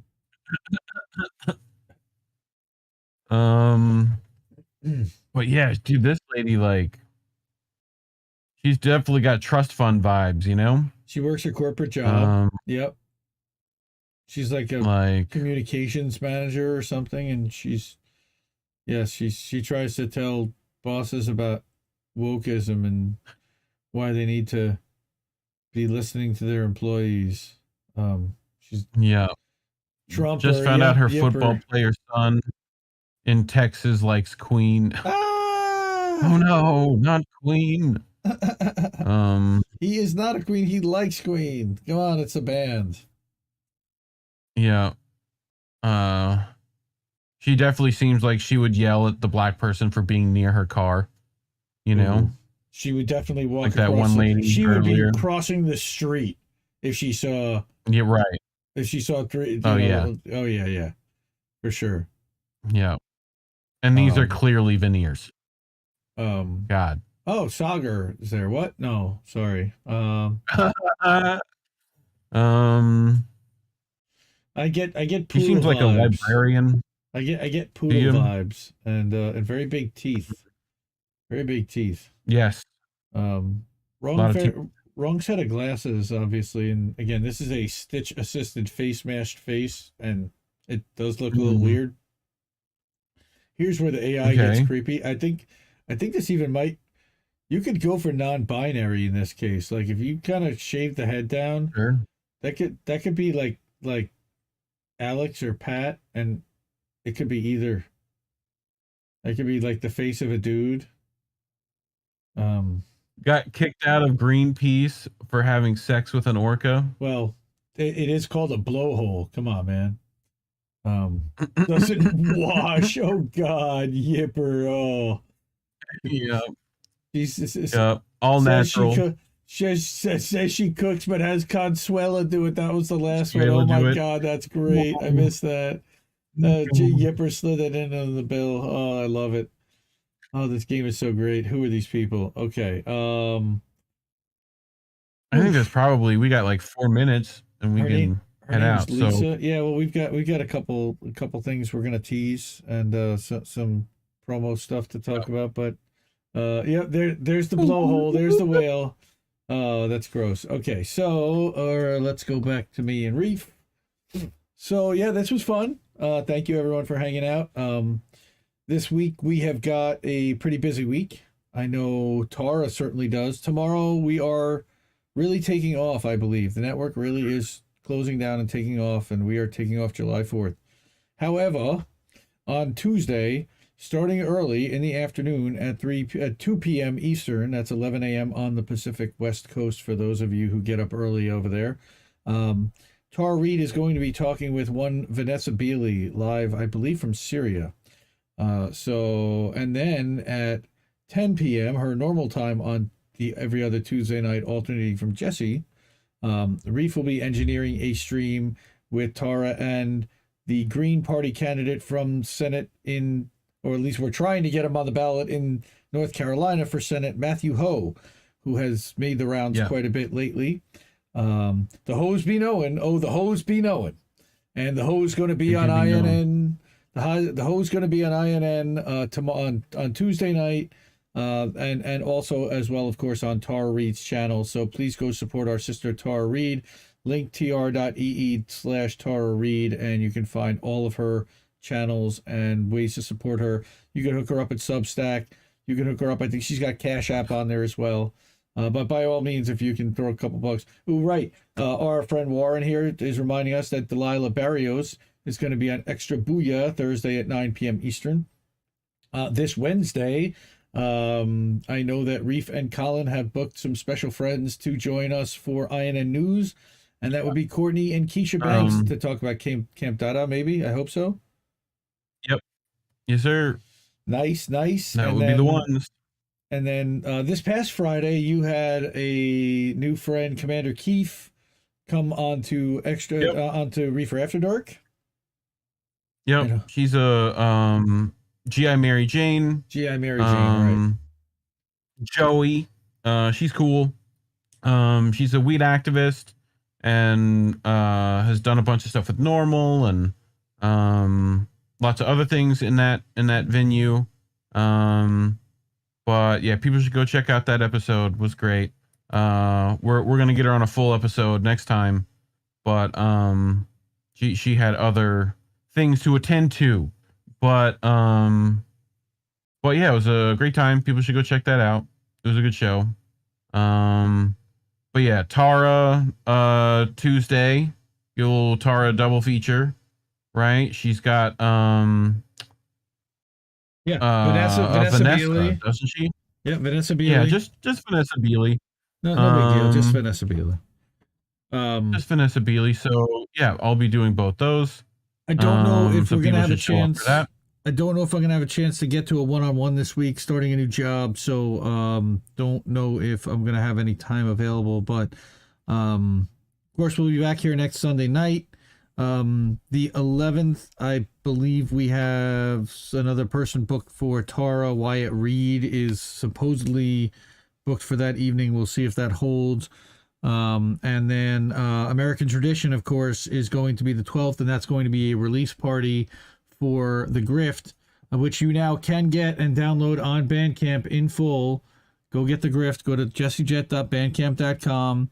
I know that he's going to be doing a little bit of an album preview tomorrow on AM Wake Up on the Rockfin. So go check out amwakeup.rockfin.com or rockfin.com/AM Wake Up.